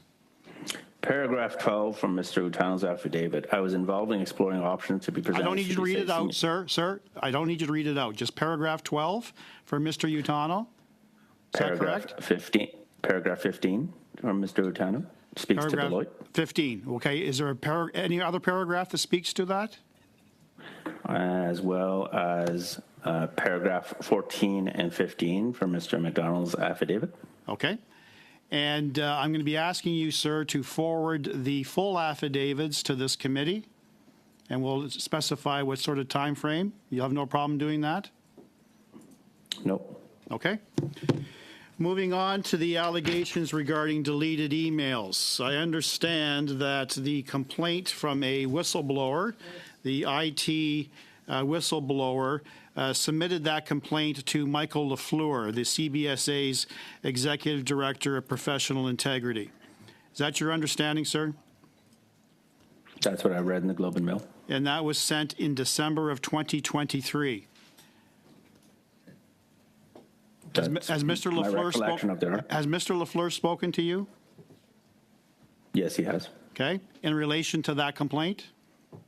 Yes, he has. Have you received a copy of that complaint? I have not. Have you requested a copy of that complaint and it has not been received? I have not requested a copy. And why not? Because I know the allegations are false. That makes zero sense.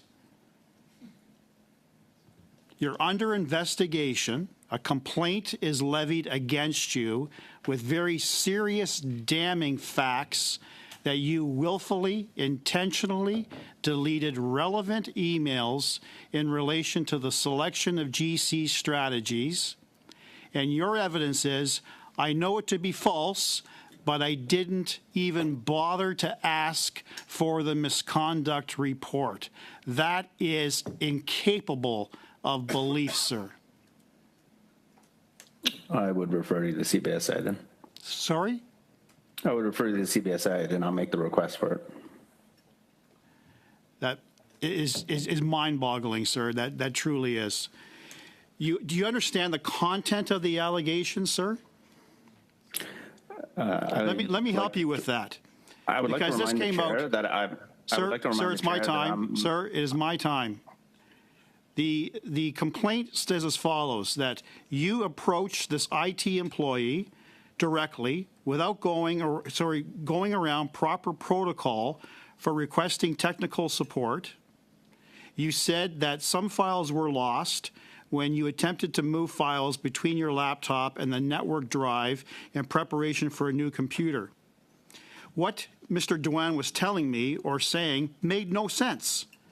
I've never heard of a VP or an individual who receives VIP treatment in regards to IT-related tasks taking it upon themselves to move files or organize information in the way he suggested. The complainant said Mr. Duen said he was acting on the advice of CBSA's IT team, but this employee expressed skepticism. Who on the team gave you that advice Identify names, please. I can find the name. Is it one name or is it several names? The initial person I identified that my battery would have be giving up soon or would have an issue, I could identify that name. And perhaps one of the reasons I didn't ask for anything is I've been on medical leave for the past 6 months, and on a doctor's advice, I'm supposed to avoid stress would be probably a reason why I've not wanted to engage any further on an investigation about myself. But you'll supply the committee with a name? I will supply the committee Or with a name. names? Thank you. Thank you very much. Ms. Atwin, please. Thank you, Mr. Chair. And Mr. Dwan, just for context around these text messages, they were given to us by Mr. McDonald. And he's also sent an email that was to Miss Lucy Desprez and Sammy Hanouche. And in this, he alleges that you and Kelly Belanger worked to set him up. Who is Kelly Belanger, and is that a fair characterization? Je comprendrai pas dans quelle situation. I do not understand under what circumstances that could have happened. At that time, Mr. McDonald was a colleague with whom I had good relations. For Kerry Belanger, she was DG and later promoted. And Deputy CIO later on. Thank you. And just moving on from there, speculation about this lost data or emails is that it would perhaps detail maybe intimate relationship or involvement with GC Strategies and perhaps hold the key to who made the selection for the CBSA contract for ArriveCan. Is that what we're going to find if we get access to these emails? I think evidence and testimony that keeps coming out is pretty clear. I have no relationship with GC Strategies. I heard Mr. Firth confirm that he had never met me outside of the office, yet he'd met Mr. McDonald and other witnesses here. So from Mr. Firth himself, we do not have a relationship. The same was part of Bottler's messages. There was no relationship in one of the social media tweets I saw from Bottler. Mr. Firth couldn't even pronounce my 4-letter last name.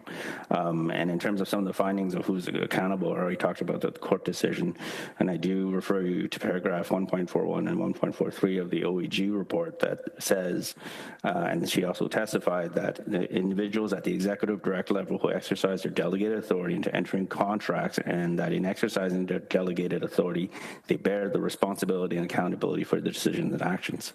So no, you will not find anything that contradicts what I've said today in terms of my relationship with GC Strategies or in the context of ArriveCan.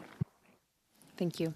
And in your opening statement and just now, you've alluded to the fact that perhaps Mr. Cameron McDonald or Anthony Utano did have relationships with GC Strategies prior to the pandemic you referenced specifically. Do you have any evidence to demonstrate that for our committee?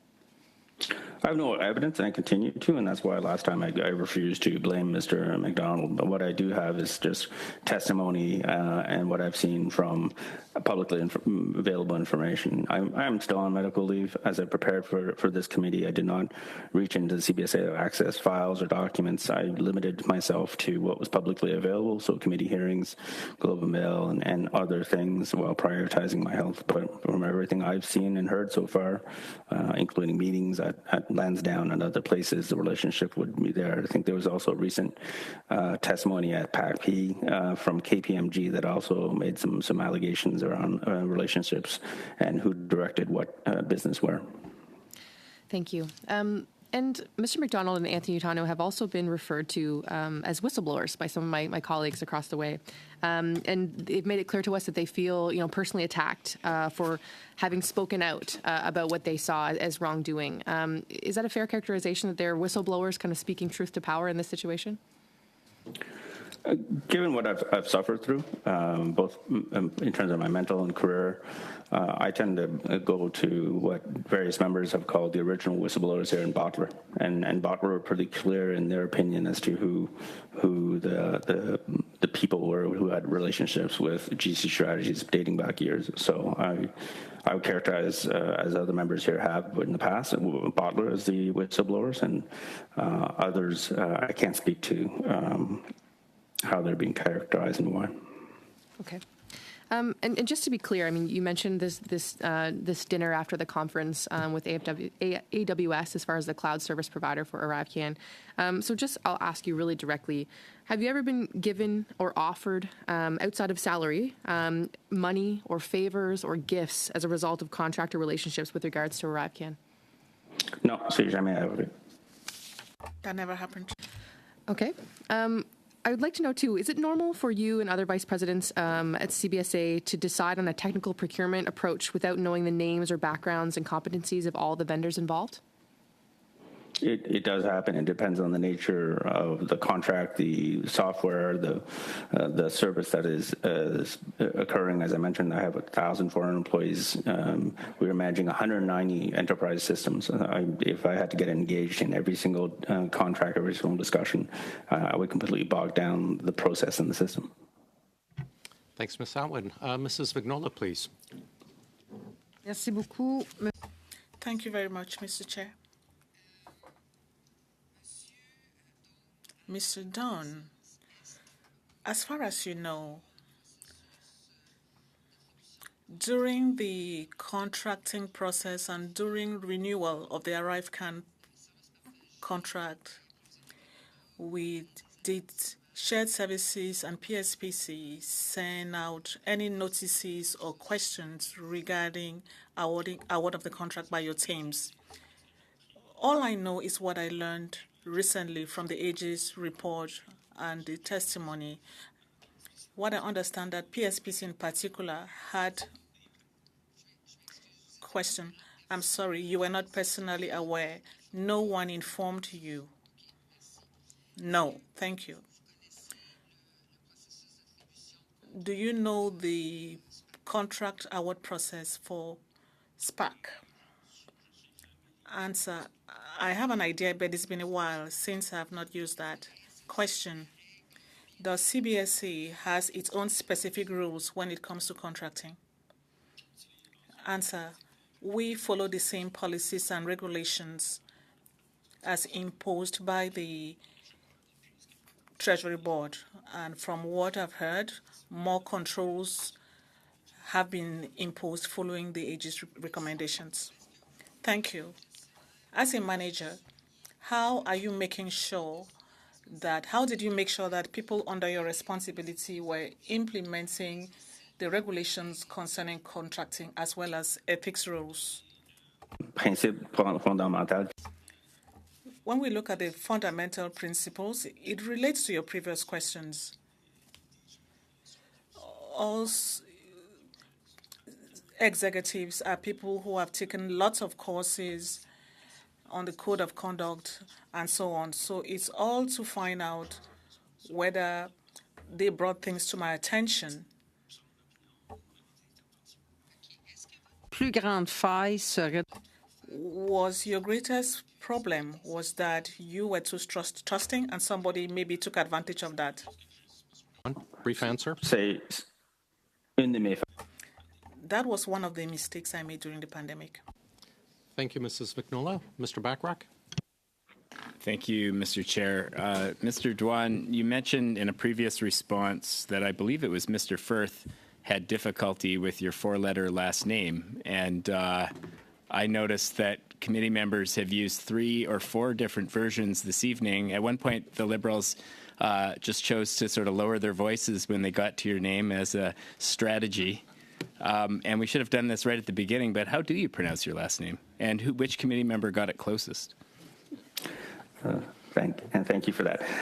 Listen, my name is... I'm afraid we're out of time there. I'll go ahead, Mr. Nguyen. I'm Vietnamese. My name's fairly simple. It's Minh. I've heard it, but every single way. Often I hear Ming, and I ask myself, where in M-I-N-H do you hear G? But I've kind of just developed a little bit of a shell to that. My last name is Duan, so Vietnamese because of the French influence. We pronounce it Duan, but I'm used to being called Don as well, similar to the I believe a hockey player, but I don't watch hockey, but I believe there's a famous hockey player with the last name Don. But I prefer Duan, but I totally accept Don as well. Answering our questions this evening, Mr. Duan. Thanks, Mr. Bachrach. Appreciate the levity today. Well done. We'll finish up with Mr. Genuis and then Mr. Sousa. Go ahead, Mr. Genuis. Chair, that last round was light but revealing. My NDP colleague asked the witness how he pronounces his last name, and he literally consumed the entire round, offering a very roundabout response to that.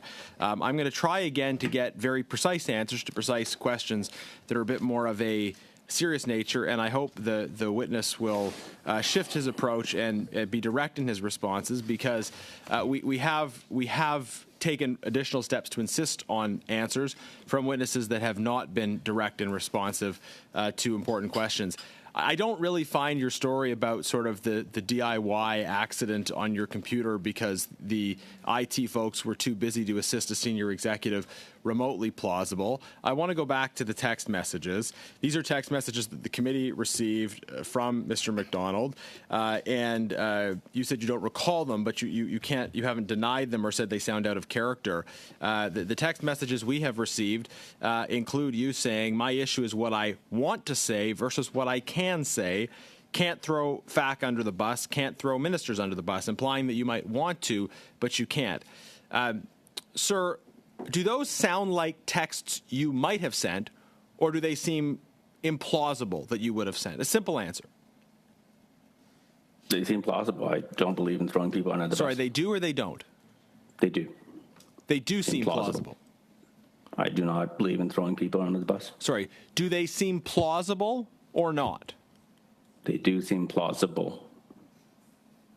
They do seem plausible. Okay. Yes.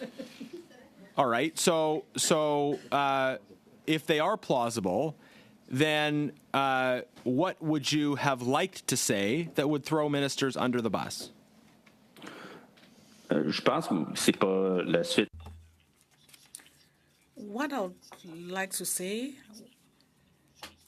was that I was simply trying to express my frustration after 2 years of work, and then I come here and I'm asked why we did X, Y, being told it was useless work. Two of us. I'm also frustrated because you just told us that it's plausible that you would have talked about how you would like to but can't throw ministers under the bus.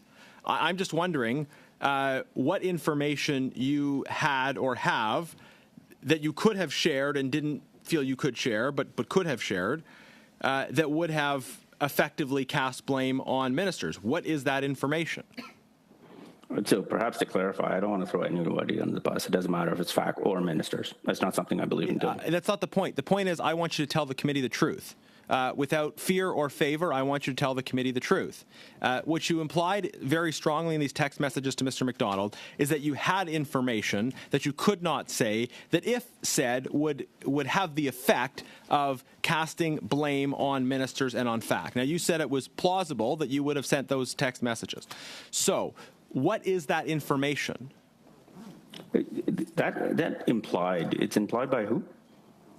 By you in text messages that you sent to Mr. McDonald that have been provided to this committee.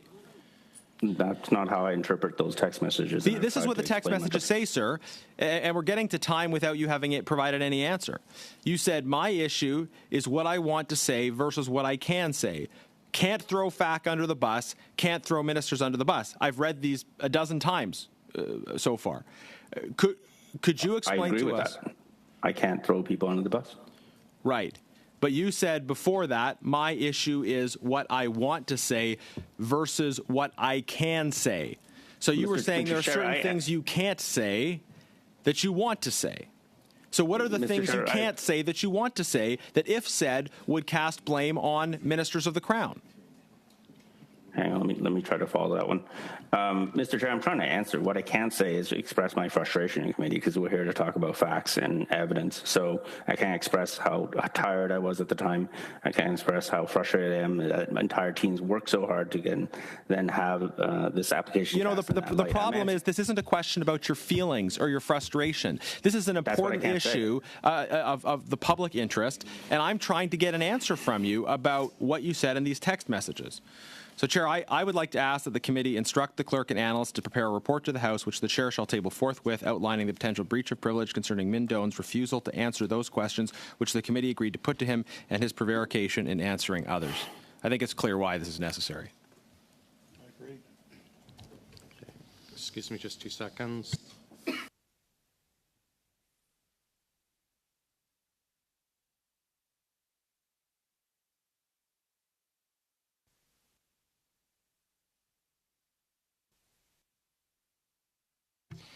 This is a debatable motion put forward. I'll start speaking this. Did you want to comment on it first? Then we'll go to Mr. Kuzmierczak. Mr. Kuzmierczak?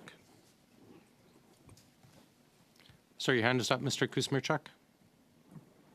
Yes, I do apologize. I'm just waiting for Mr. Sorry, my earphones have been disconnected. 1 second. Why don't we can just go to we'll go to Ms. Mr. Jen. Please.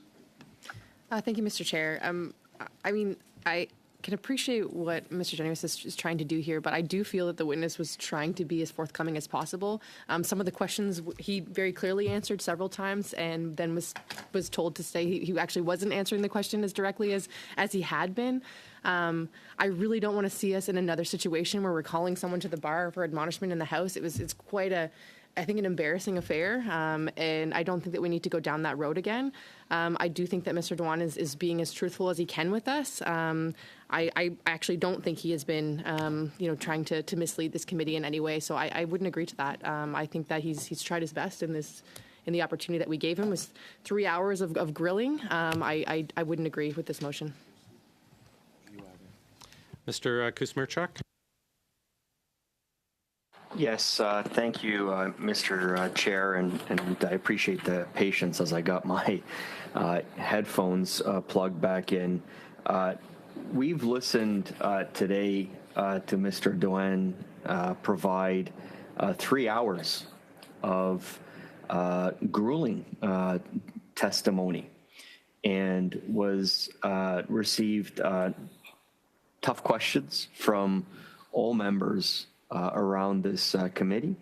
Mr. Dewan has appeared here under difficult circumstances, knowing that he shared with us some very personal information, which is regarding his health condition, and that should not be taken lightly, and was here for 3 hours, fielding very, very tough questions from all of the members of this committee, and I commend him for that. He has answered every question to the best of his ability and forthright, and not only that, but has offered to provide additional evidence and information, and again. He tried at every occasion, was forthright with his answers. What he didn't provide is he didn't verbatim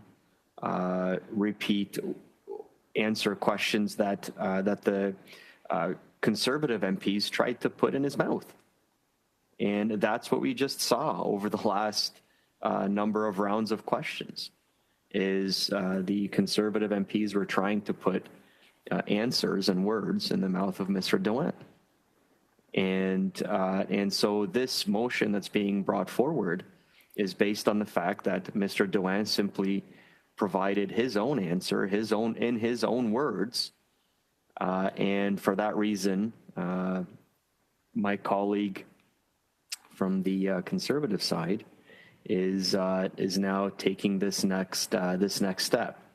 And again, Mr. Dewan has been here for 3 hours answering questions, even though, he has been doing this under a very difficult situation. And furthermore, I think it's important to note as well, to add to the difficulty of and how challenging this situation is, there are investigations that are currently being undertaken right now. And we know that the RCMP is active, and there's a number of other investigations that are being conducted both internally by the CBSA and a number of investigations that are being conducted by other agencies. And so again, very difficult conditions. Mr. Doan has answered every question that came before him, and again, 3 hours of testimony. And so I share my colleague's concern with this next step, and I do disagree wholeheartedly with the mischaracterization by my colleague from the Conservative Party that Mr. Doan has been avoiding answering questions here. He's been here for 3 years, or excuse me, for 3 hours answering those questions. Mr. Sousa, please. Yeah, listen, I just want to reaffirm that we may not necessarily appreciate the responses, but that doesn't mean that he's not forthcoming with his response. We may not like to hear and interpret the response, but he is responding, and he's making every effort to do so. I had another 5 minutes, of which I was going to continue to pursue it. I say we put it to a vote, and let's continue. Well, we can't go to a vote while we still have a voting list unless I have Mr. Brock, then Ms. Vignola, then Mr. Jouari, and Mr. Barrett. We can go to vote if everyone wants to give up their time, or otherwise we're with Mr. Brock. Going to vote?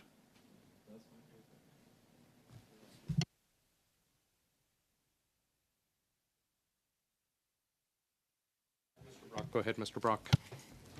I'm withdrawing. I'm withdrawing. I have Mrs. Vignola. Je me retire mon... I'm withdrawing. My opinion is already, or rather, I'm also withdrawing. My opinion has already been stated by other MPs briefly. It's not because we don't like answers that it means the person has not answered. The person answered. I have pages and pages of notes. We are light years away from what we saw with other witnesses before. That's all I have to say. Mr. Jouari.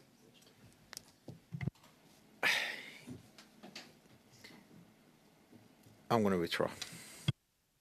Mr. Barrett. Yeah, Chair, I would just say a couple things very quickly with respect to colleagues' comments on Mr. Genuis's motion.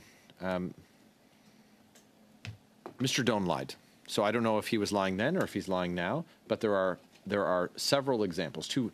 I see everyone's withdrawing, so we can bring this to a vote. Let's bring it to a vote. But I read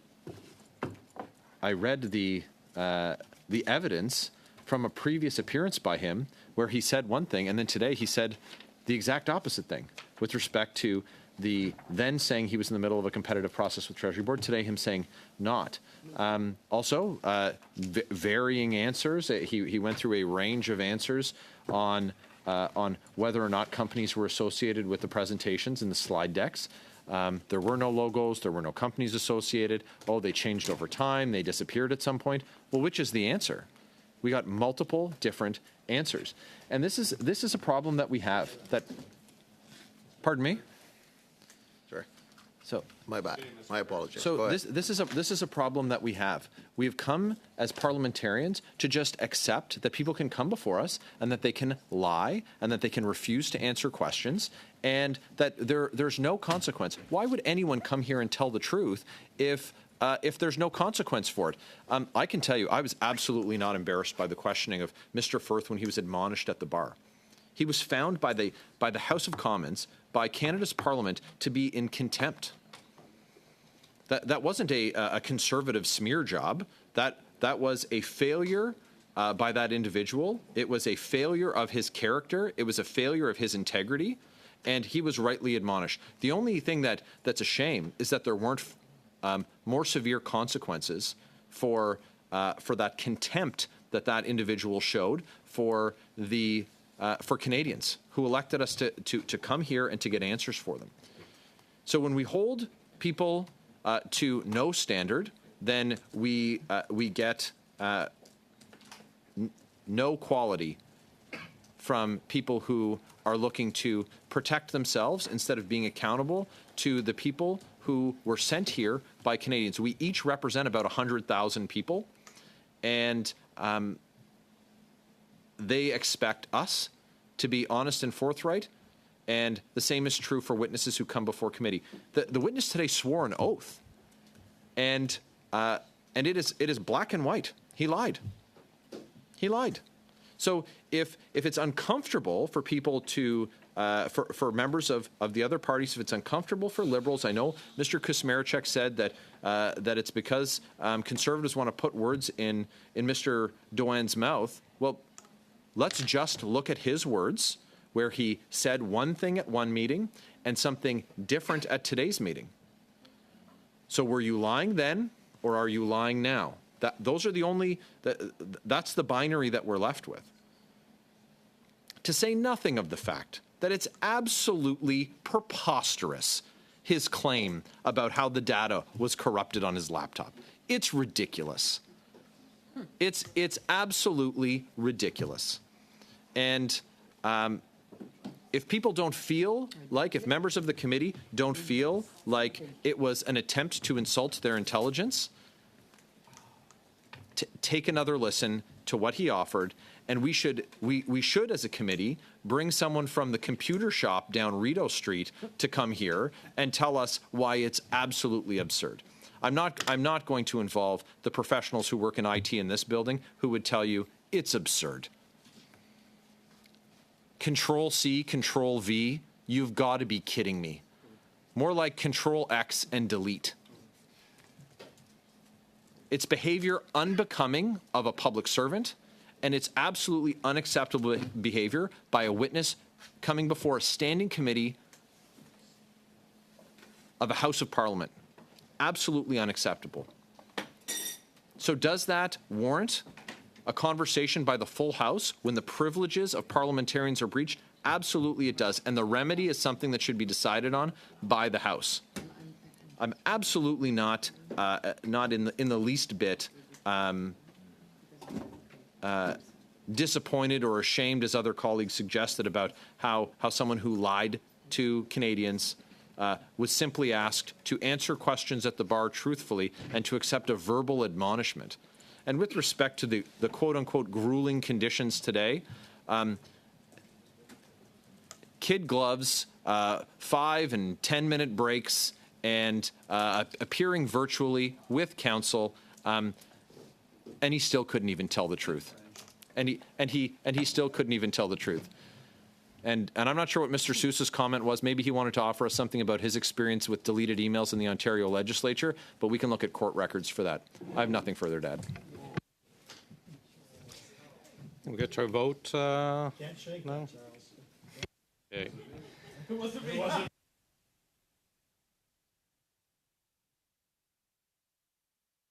Charles Sousa. Okay, we will go to a vote.